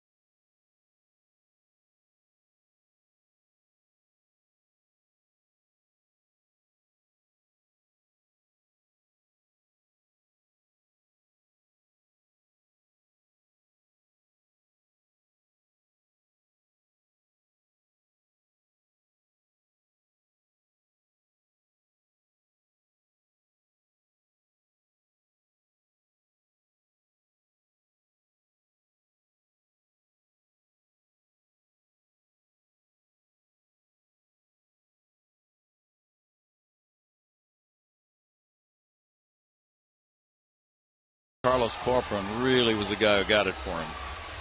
Nice job blocking the plate. Does he ultimately block it before the plate is touched? Boy, that's a tough call. That's a great job by Carlos. Did Phillips sneak that right foot around before he was tagged? Yeah, that's really tough. I'm not even sure there that I can give a definitive.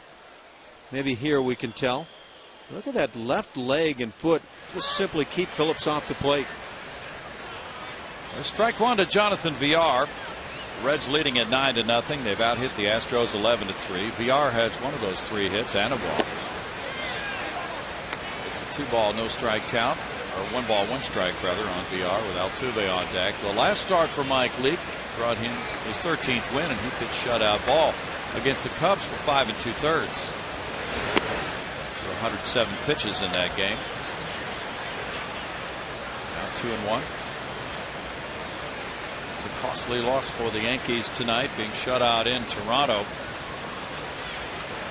They were 2.5 back in the wild card race coming into tonight. 3 balls and a strike. Mike Leake just kind of putting on a lesson of how easy pitching can look. He'll run that fastball back toward the plate, low 90s, and take a little off with a changeup, throw a little small slider. Just cruising along. Don't know that that's in the strike zone. Neither does Villar. No. Villar takes it for a walk. Number 2 for Leake. Villar now has walked 20 times. His on-base average before this game was .356. It's been a good 1-2 combination of Villar and Altuve.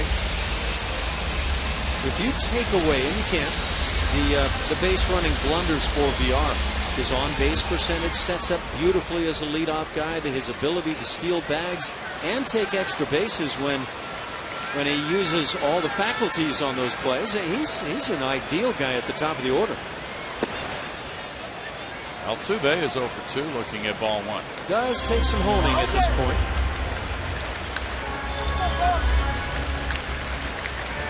Would you suggest winter ball for somebody who needs some honing? You know, a lot of the guys that come from the Latin American countries like playing winter ball anyway. Goes out to Phillips. Phillips to Votto. Double play. And with that in mind, I would probably say yes. It can only be good, I would think, for Jonathan Villar to play, and every time he makes a mistake, file it.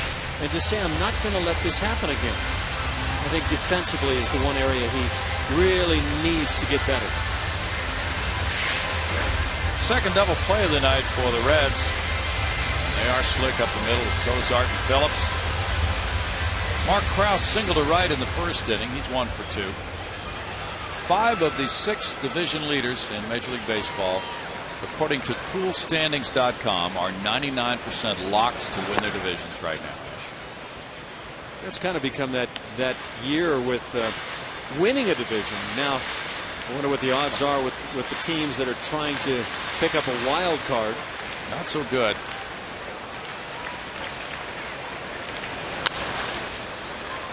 Phillips in stylistically. Wow.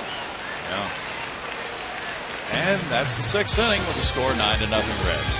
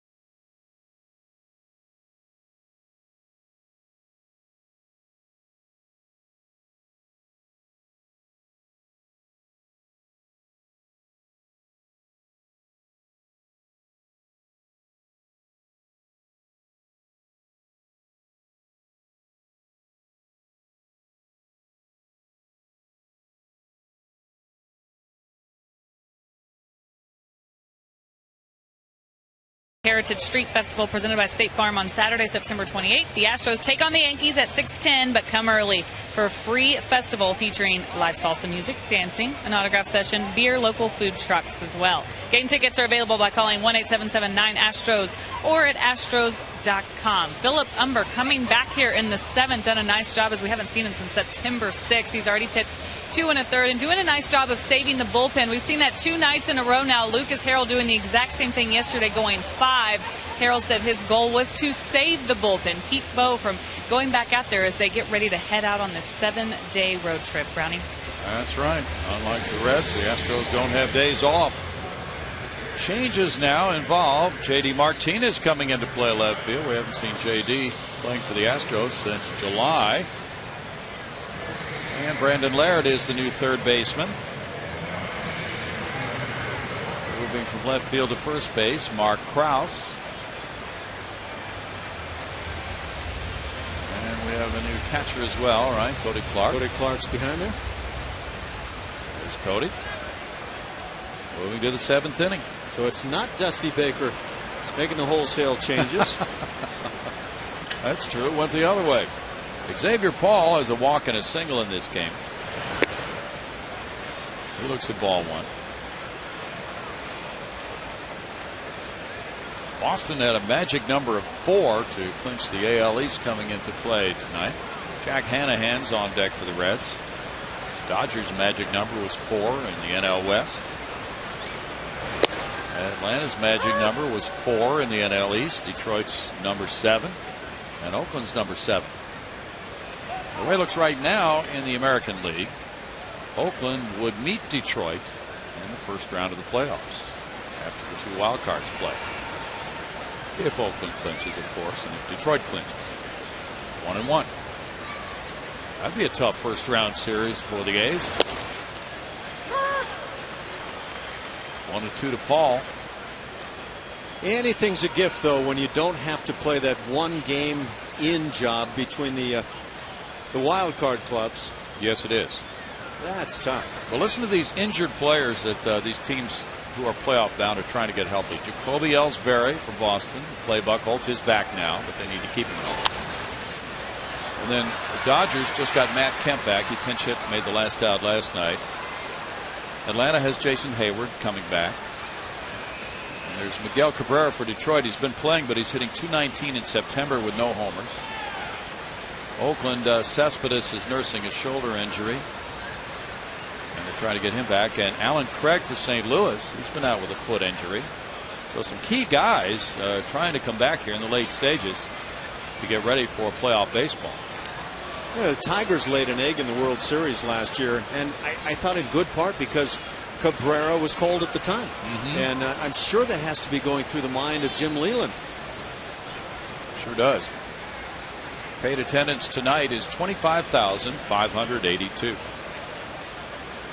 Including the guy with a nice wide rimmed hat. Oh, you need one of those for these hot days.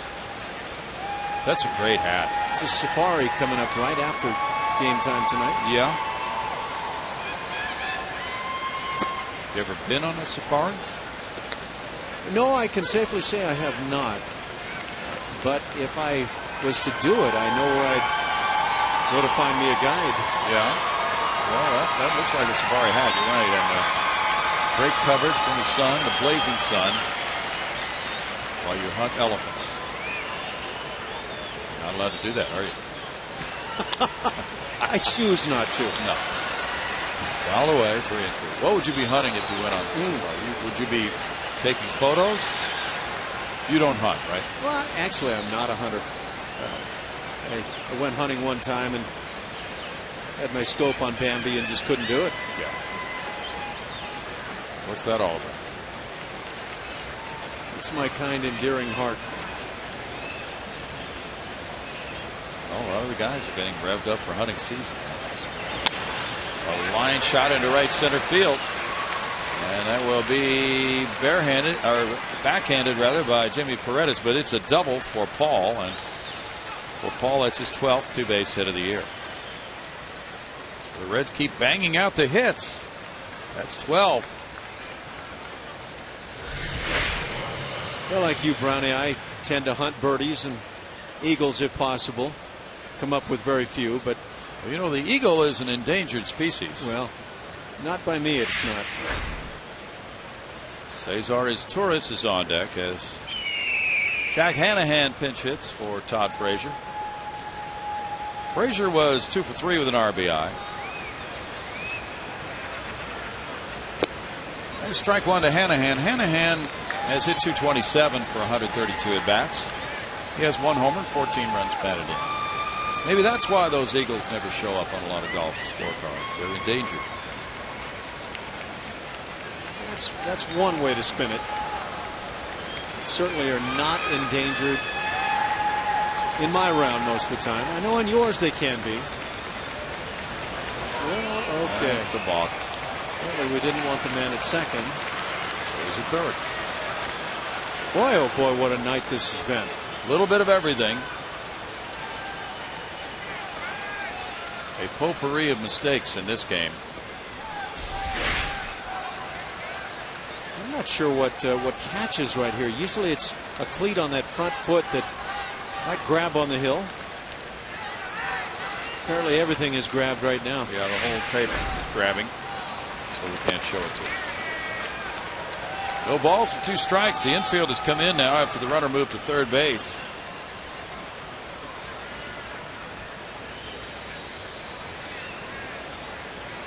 It's kind of that halfway come in, and under the circumstances, I think definitely the best way to play this.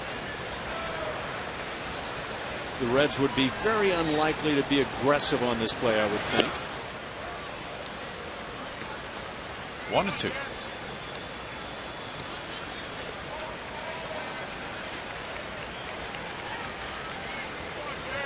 Philip Humber. That rough start to the season.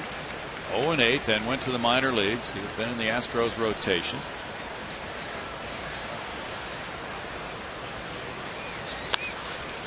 That's flick foul. Humber has made 7 starts. This is his 9th relief appearance. Rice Owl.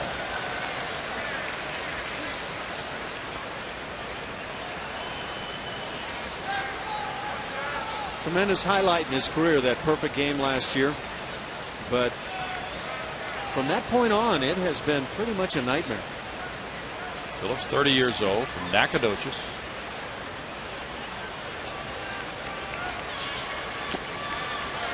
There's a foul tip and a strikeout. Strikeout number 3 for Humber. He's throwing the high fastball right by. That is not the normal game for Philip Humber, but if you've got the heat on a given night, love to have that pitch. Cesar Torres is the hitter for Cozart. Cozart drove in 3 tonight after driving in 4 last night. What a huge series for him. Torres takes ball 1.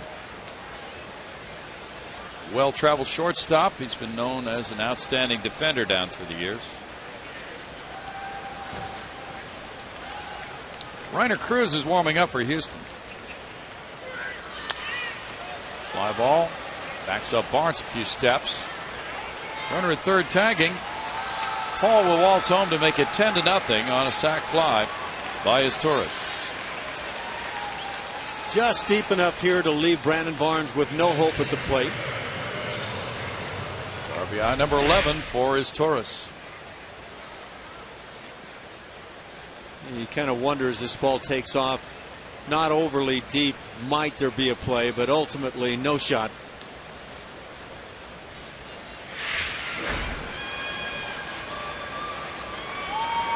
Matt Latos greeting him. 10 runs on 12 hits now for the Reds, and it's Devin Mesoraco. He's 0 for 3. Mesoraco takes ball 1. Well, these two teams have had a long and storied history. The Reds have won 440. The Astros have won 399 in their head-to-head matchup. 1 ball, 1 strike, and back in the late 60s at Crosley Field, Jim Maloney pitched a no-hitter against the Astros, and they really rubbed it in. They won. I believe the score was 10-0. Is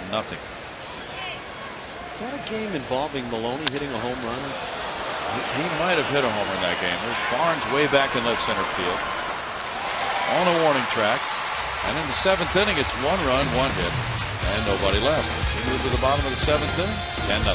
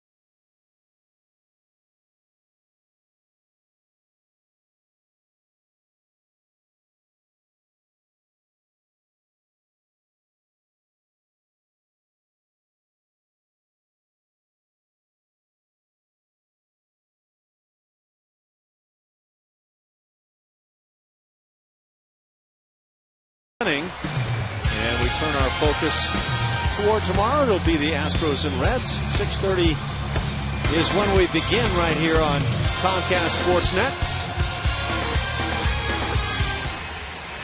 Our starting pitching matchup is brought to you by Chevron. Care for your car. Big Greg Reynolds, formerly with the Rockies, and Brad Peacock. Coverage begins at 6:30 on Comcast Sportsnet Houston tomorrow night. All kinds of changes going on for Dusty Baker now. His club leads at 10-0. Jack Hanahan stays in to play third base after pinch hitting for Todd Frazier. And we have other new faces on the infield as well. Cesar Torres is the new shortstop. He pinch hit for Cozart. Henry Rodriguez is at second base. And new first baseman as well, Neftali Soto. 10-0 lead for the Reds. Shock troops are in the game, including Chris Heisey and right. And Brandon Laird bats for the Astros. In the game at third base, Matt Dominguez started and was 0 for 2. Well, it started like a spring training game tonight, and it's ended that way. Boy, a lot of players. 1 ball, 1 strike. September baseball. Empty the benches. 196, 3 homers, 8 runs batted in for Brandon Laird. Leake is over to field it. Taking care of out number 1. We checked. Maloney did not hit a home run in that no-hitter he pitched against the Astros in '69. He won it 10-0. So that's the current score, 10-0. But this was a no-hitter 10-0. And Dave Bristol just kept pouring it on and yelling at the guys from the Reds bench on the Astros and made Don Wilson absolutely furious. Don Wilson was the next night's pitcher, and he pitched a no-hitter against the Reds. How many times in the history of the game have there been back-to-back no-hitters in one series? It happened with the Giants and somebody. It might have been the Dodgers back-to-back games back in the 50s, I think. Wallace fouls at 0-2, but yeah, to answer your question, maybe 1 or 2 other times. That's about it. In the same series. Have there ever been back-to-back no-hitters by the same club? In the same series? Yes. Don't think so. Nope. Or otherwise, back-to-back nights for a single club? Don't believe so. Wallace single to right in the 4th. He's 1 for 2.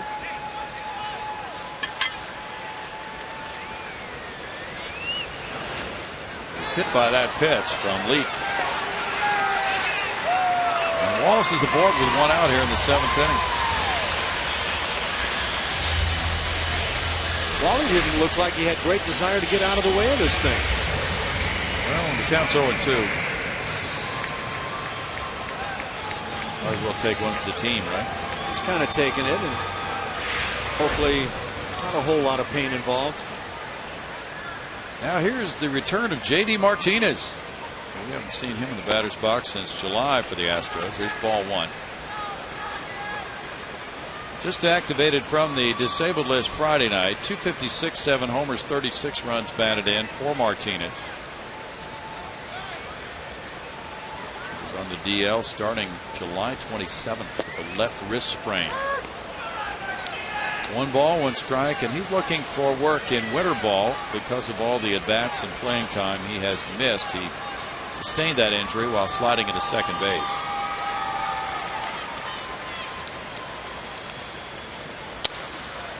In the air to right field, Heisey moves in for it. That's 2 outs. The Tigers lead Seattle 4-2. They're in the bottom of the 8th in Detroit. And Miguel Cabrera hit his 44th, Ash. No surprises with that guy for me. Big thing if you're a Tigers fan is getting him hot once play gets serious in October. Yeah. Cody Clark bats and takes strike 1. Carlos Corcoran was 0 for 2 while he was in there. Cody is 1 for 28. What a relief when he got that first major league hit. Everybody was cheering for him, except the other team, of course. I'm not so sure they weren't involved. Might have been. Big smile down at first base. Yeah, I think that for Cody, just be as aggressive as you can be at the plate. Defensively, he can play. That first hit came on Friday against the Angels. He had been 0 for 25. And now a strikeout ends the 7th inning. After 7, it's Reds 10, Astros nothing.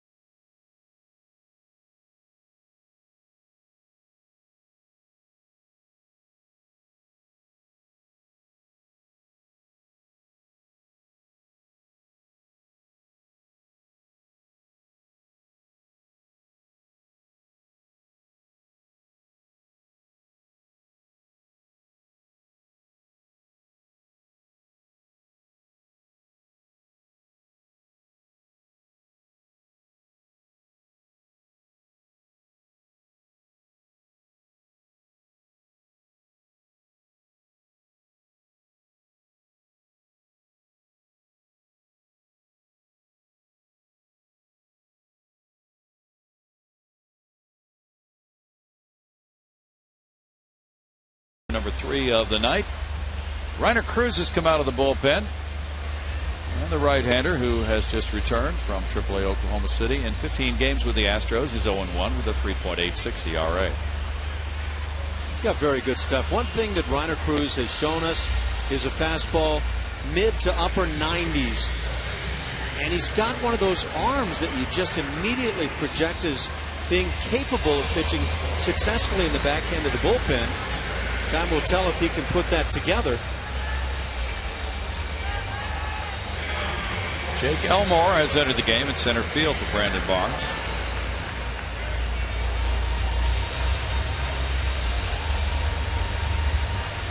Is there anything Jake Elmore can't do? Well, he's played all 9 positions, and he's been involved in Dancing with the Stros. So to this point, no, there's nothing he can't do. Seemed to be the favorite contestant in the dance competition, but kind of had one get away from him. Got to have a good closer if you want to win that thing.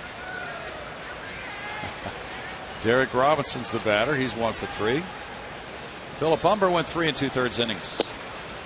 Nice ball went to Robinson. Humber gave up 3 hits and 1 run with no walks. He struck out 3. He threw 48 pitches, 33 for strikes. Jordan Lyles, the Astros starter, in 3 1/3 gave up 9 hits, 9 runs, 8 earned, walking 3 with no strikeouts. In the air to left field, J.D. Martinez. 1 out for Reiner Cruz.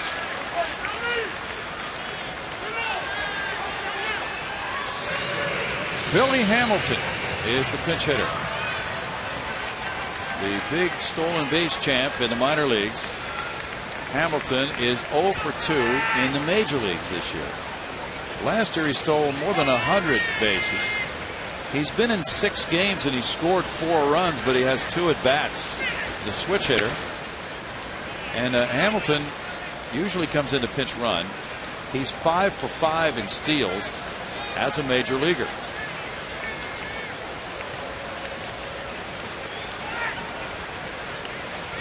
You talk about fast. This guy is the definition of fast. Stole a base in each of his first 4 games, and when he comes in as a pinch runner, everybody knows what he's going to be doing. He could still steal those bases. He stole 1 off Yadier Molina. So he's got to be intriguing for Dusty Baker. Does he make a postseason roster because of that ability to come in late and be utilized as a pinch runner? This fly ball goes to left field. J.D. Martinez in. 1 out. Yeah, that's what Dusty wants to find out, if he can help in the postseason. Sometimes that's one of the spots on your roster, that guy that can make a difference in the 9th inning, stealing a bag, scoring a run. Now Henry Rodriguez comes up. Hamilton is the first player in the live ball era to record 2 steals and 2 runs scored in his first 2 appearances without a plate appearance. Strike 1 to Rodriguez. So yeah, he's going to be really fascinating to watch in terms of A, does he make the postseason roster, and B, can he come in and do that in a tight situation? Can he steal a base? Well, that's a specialty use, isn't it? Coming up late in the year to be a pinch runner, get an occasional at bat. The answer to that question, can he steal a base, seems to be an assured yes. Can that become a need that requires him being on the roster, the 25-man roster, going into postseason play? It's one that every club at some point faces. You need that guy that can steal the bag, maybe play defensively, and I don't know what kind of a defensive reputation Hamilton has.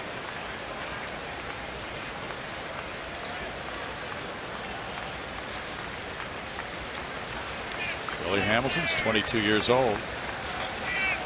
It's going to be fun to watch his career as the Reds utilize him. Cruz reaches up, tosses out Rodriguez, has a 1-2-3 8th inning. It's 10-0 Reds.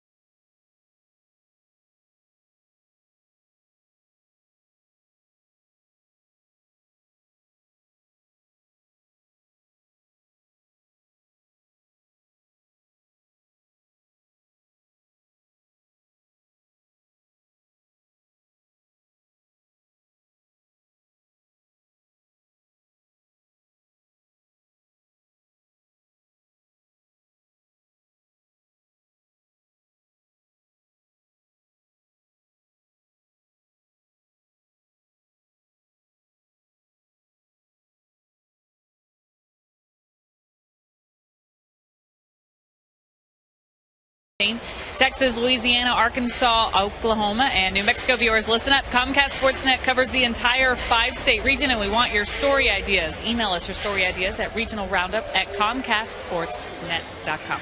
Guys. Julia, Jake Elmore's batting here, and it's 10-0.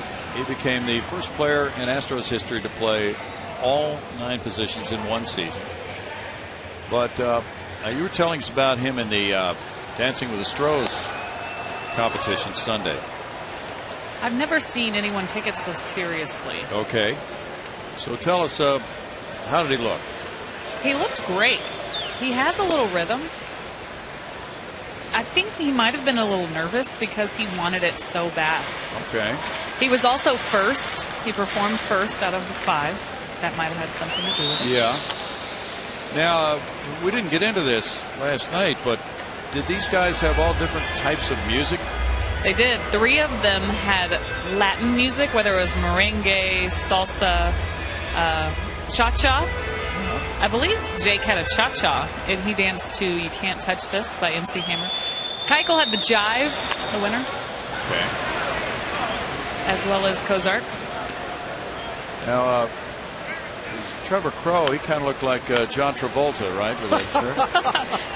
Exactly, yes. Maybe in the attire, but yeah, okay. I want to hear what Julia has to say about Trevor Crowe, because a little bit I saw there. Well, I just want to know what she has to say. Yeah. Trevor was entertaining. He almost killed his partner at the end. This sounds couched. I wish we had that part of the very end. There was a part where he was going to slide in between the legs of his dancer who was in a pose. She was ready and posed. And he about knocked her out. Oh, no.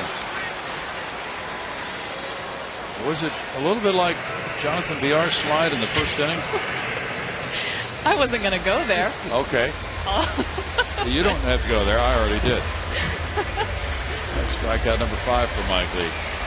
Again, just saying. Again, redefining headbutt. Yeah. Jimmy Paredes, the batter. He's 0 for 2. Sounded like fun, though. It sounds like it's going to become an annual event. I hope so. It was a lot of fun. The guys really got into it. They were a little nervous at first, especially Cozart. He even said that. But once they got out there and they were full out, and the guys had a good time with them, their teammates, with the judging, it was fun. What was the length of their routines? About 2 minutes. Wow. It's a long time. If you've ever been on stage doing a dance you just learned the minutes before. That 2 minutes can be a long time. You're right. That's out into shallow center field. Paredes has looped one in for a single. That gives Jimmy a 5-game hitting streak.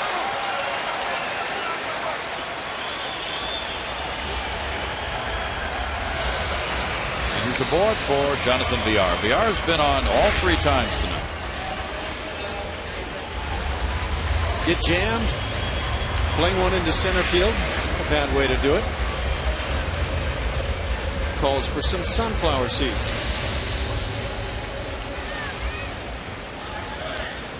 Villar singled in the first inning, and he's walked twice. Altuve on deck. That's a shot toward right center field, and it's caught. Izzy over there for out number 2. It's an unfair game. You can put it on the barrel and make an out after having watched a teammate just thumb one out to the outfield for a base hit. Yeah.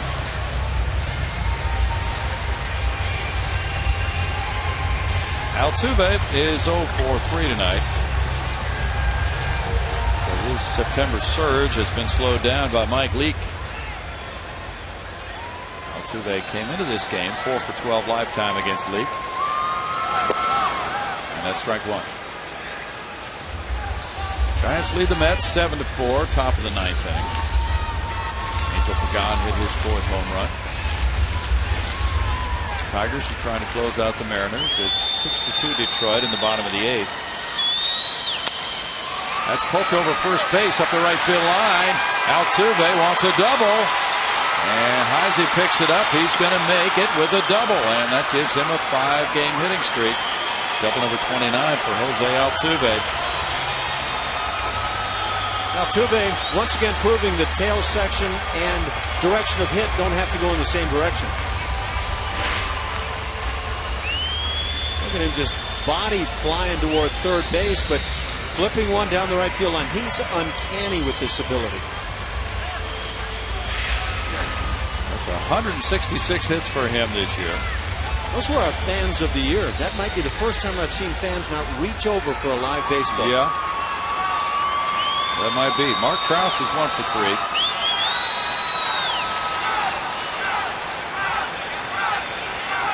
Brandon Laird's on deck. Leak delivers ball 1. Leak has hit the century mark in pitches thrown with 100. Cubs and Brewers are tied at 3. They're in the bottom of the 8th in Milwaukee. Wellington Castillo has hit his 8th home run. Carlos Gomez, number 20. Wellington hit one last night. It's 2-0. White Sox lead the Twins 3-1. They're in the bottom of the 6th. Indians and Royals in a big one with wild card implications are tied 3-3. Bottom of the 7th inning in Kansas City. Cardinals 10, Rockies nothing. Bottom of the 5th. Strike 2-1. So St. Louis is locking one up early out west with home run number 20 from Matt Holliday.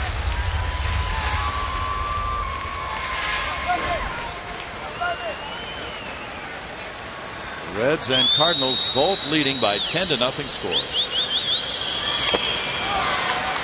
Foul ball makes it a 2-ball, 2-strike count. As for the Pirates, who have been falling upon hard times lately, they lost to the Padres 5-2.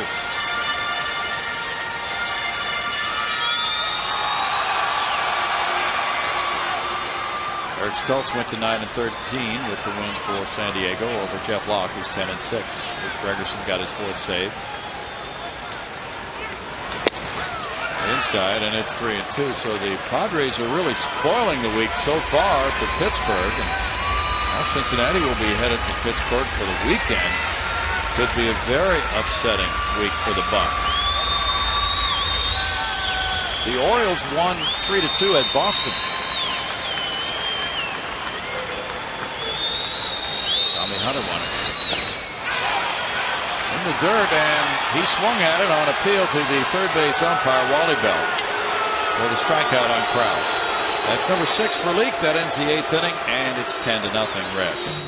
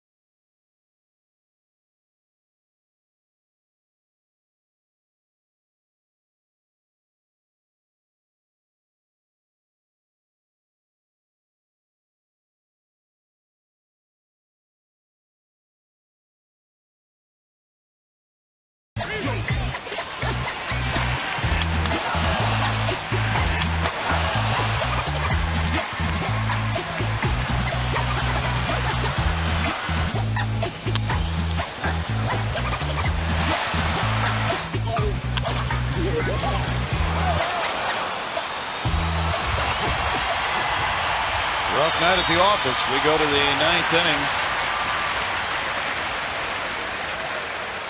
Kind of a summary judgment there, isn't it? Yes, sir. Now Soto will lead it off in the ninth for the Reds. He's batting for the first time. Tali Soto called up from AAA on the 2nd of September. There's strike one to Soto. Soto's had 7 at-bats with no hits. He struck out 5 times.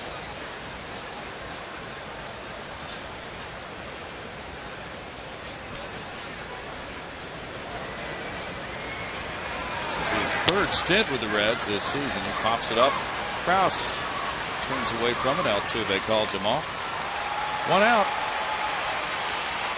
Stay tuned after the game for Astros Postgame Live, presented by MD Anderson.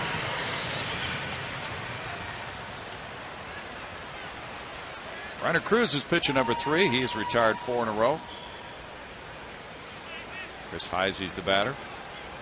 Jay Bruce had quite a game tonight, batting in the number 4 spot before Heisey replaced him in this position in the lineup.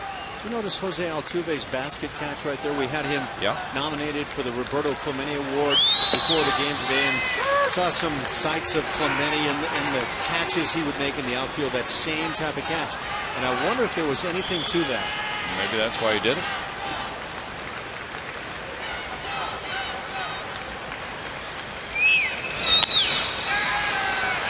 Altuve, let's see if he does a basket catch here. No. 2 outs. He's versatile with his catching of pop flies.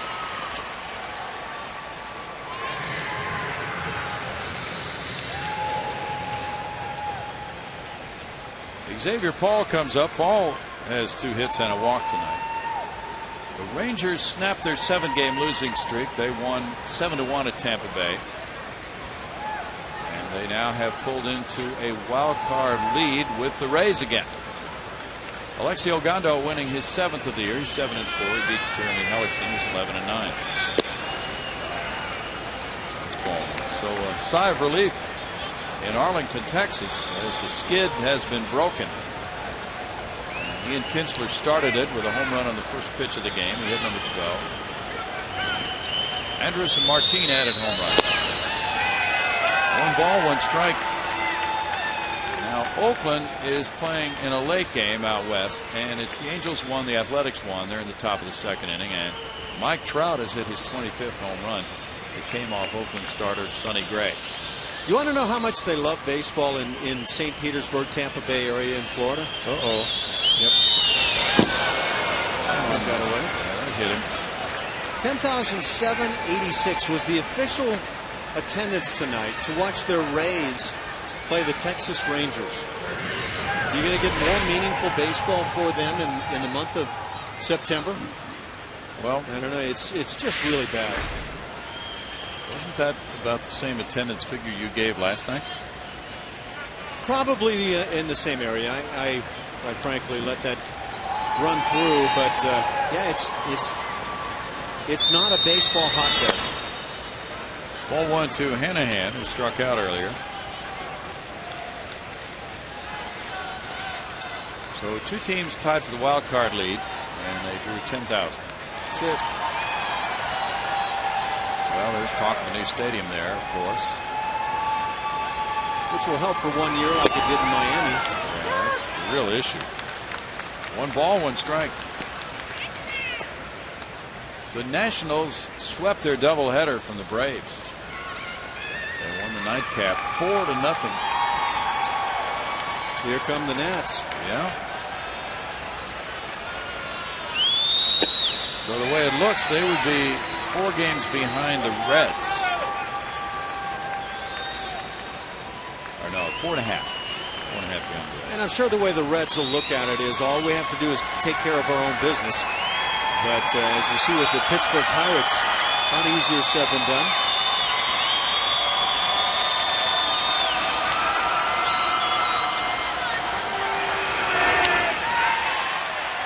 And a strikeout ends it here in the top of the 9th inning for Reiner Cruz. We move to the bottom of the 9th. It's 10-0 Reds.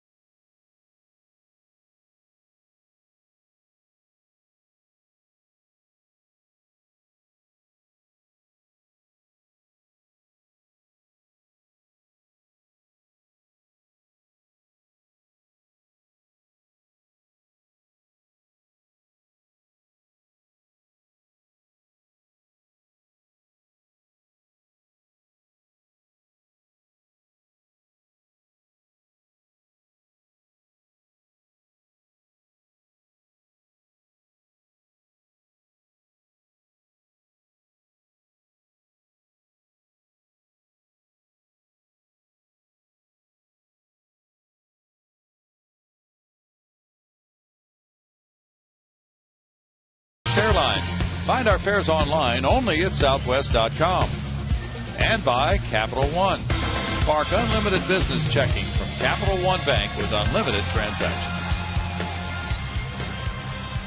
The Reds will take Mike Leake out of the game and reintroduce Sean Marshall from their bullpen. He's been on the disabled list, and he was just reinstated from the 60-day DL last night. In 11 games, he's 0-1 with a 2.57 ERA. And just a great opportunity for Dusty Baker to ease him back into the late inning spot. And he might be a real staple come playoff time for them, Ash. Yeah, I would imagine the Reds are thinking of a guy like this to be able to get left-handed bats during the postseason, but it's the right-handed hitters that he's given an impossible time to. That's 0 batting average against, and it all adds up very nicely for the lefty. Sean, 31 years old, and he's been quite a lefty late inning man throughout his career with the Cubs and Reds. Drafted by the Cubs in 03. And it's Brandon Laird leading it off.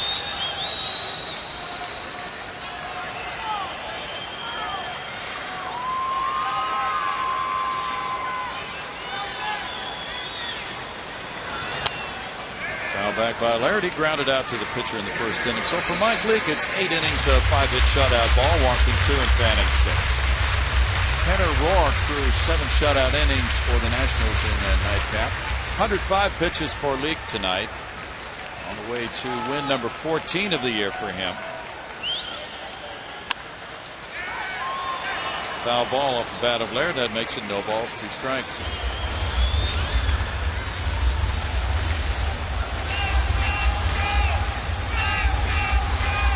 Matt Pagnozzi comes out to the on-deck circle for the Astros. Marshall's been out with a sprained left shoulder. And earlier he was out with left shoulder tendonitis. This is his first outing for the Reds since May 20th. It's 1-2. Well, that could be quite a boost for a bullpen to bring a guy like Sean Marshall back and give him roughly 11 days of work.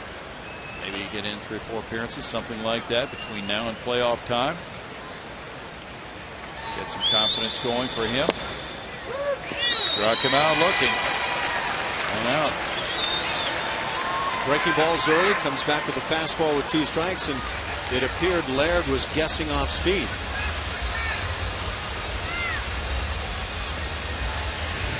Jonathan Broxton is hurt and unavailable out of the Reds bullpen, but they can do some wheeling and dealing with their lefty closer, Aroldis Chapman, and with this man Marshall to be the left-handed setup man, and then alternate with the right-hander. Pagnozzi 2 for 17 with the Astros. And that takes ball 1. Red Wallace was 1 for 2 and was hit by a pitch as the starting DH. Pagnozzi pitch hitting for him with J.D. Martinez on deck. So 1 ball, 1 strike count. Sean Marshall went to Virginia Commonwealth. The starting pitcher earlier in his career, has 59 major league starts. Came up with the Cubs in 06, but by the 09 season he had turned to excellent relief work. His ERAs have been low. Bounces that breaking pitch for a 2 ball, 1 strike count. In 2010, Marshall had 90 strikeouts in 74 innings. Last year he pitched 73 times and saved 9.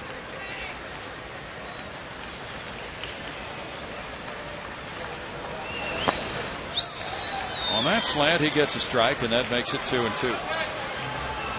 Pagnozzi has started 5 games with the Astros. Now Jason Castro, who was placed on the disabled list earlier tonight, not in the mix to catch anymore, and so we might see even more of Matt.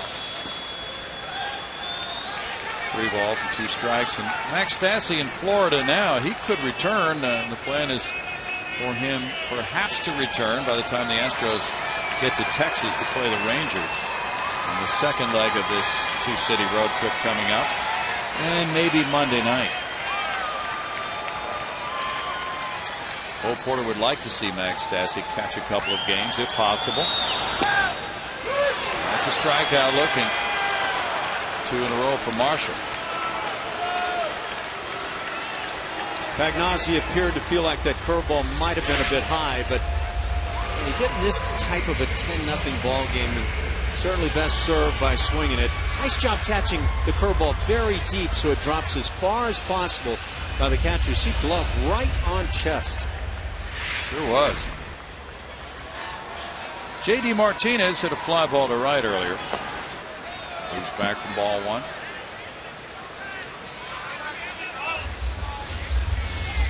Tomorrow night in the finale of this series, the Reds will turn to Greg Reynolds. He's 1-2 with a 5.66 ERA. The Astros match up with Brad Peacock. He's 5-5 with a 5.27. Peacock's first career appearance against the Reds. 1 ball, 1 strike. Peacock, over his last 9 appearances, has a 4-2 record and a 3.44 ERA. The Astros have been shut out a dozen times. The Reds have pitched 16 shutouts this year.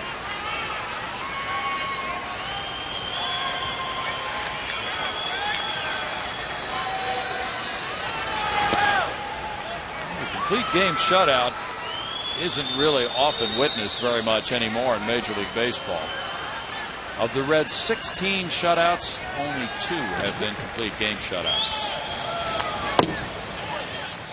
2 balls, 2 strikes, one by Bronson Arroyo, one by Homer Bailey. And that was a no-hitter by Bailey. Dusty Baker's club perhaps a pitch away from going 86-66. Dusty can't get away from those wristbands from the playing days. No, he can't. Low foul, third base side.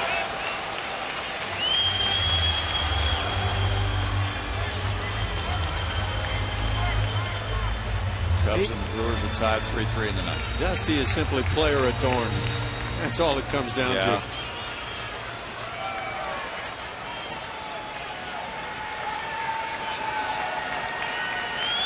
All about getting hot at the right time when playoff time rolls around. Fly ball goes to right field.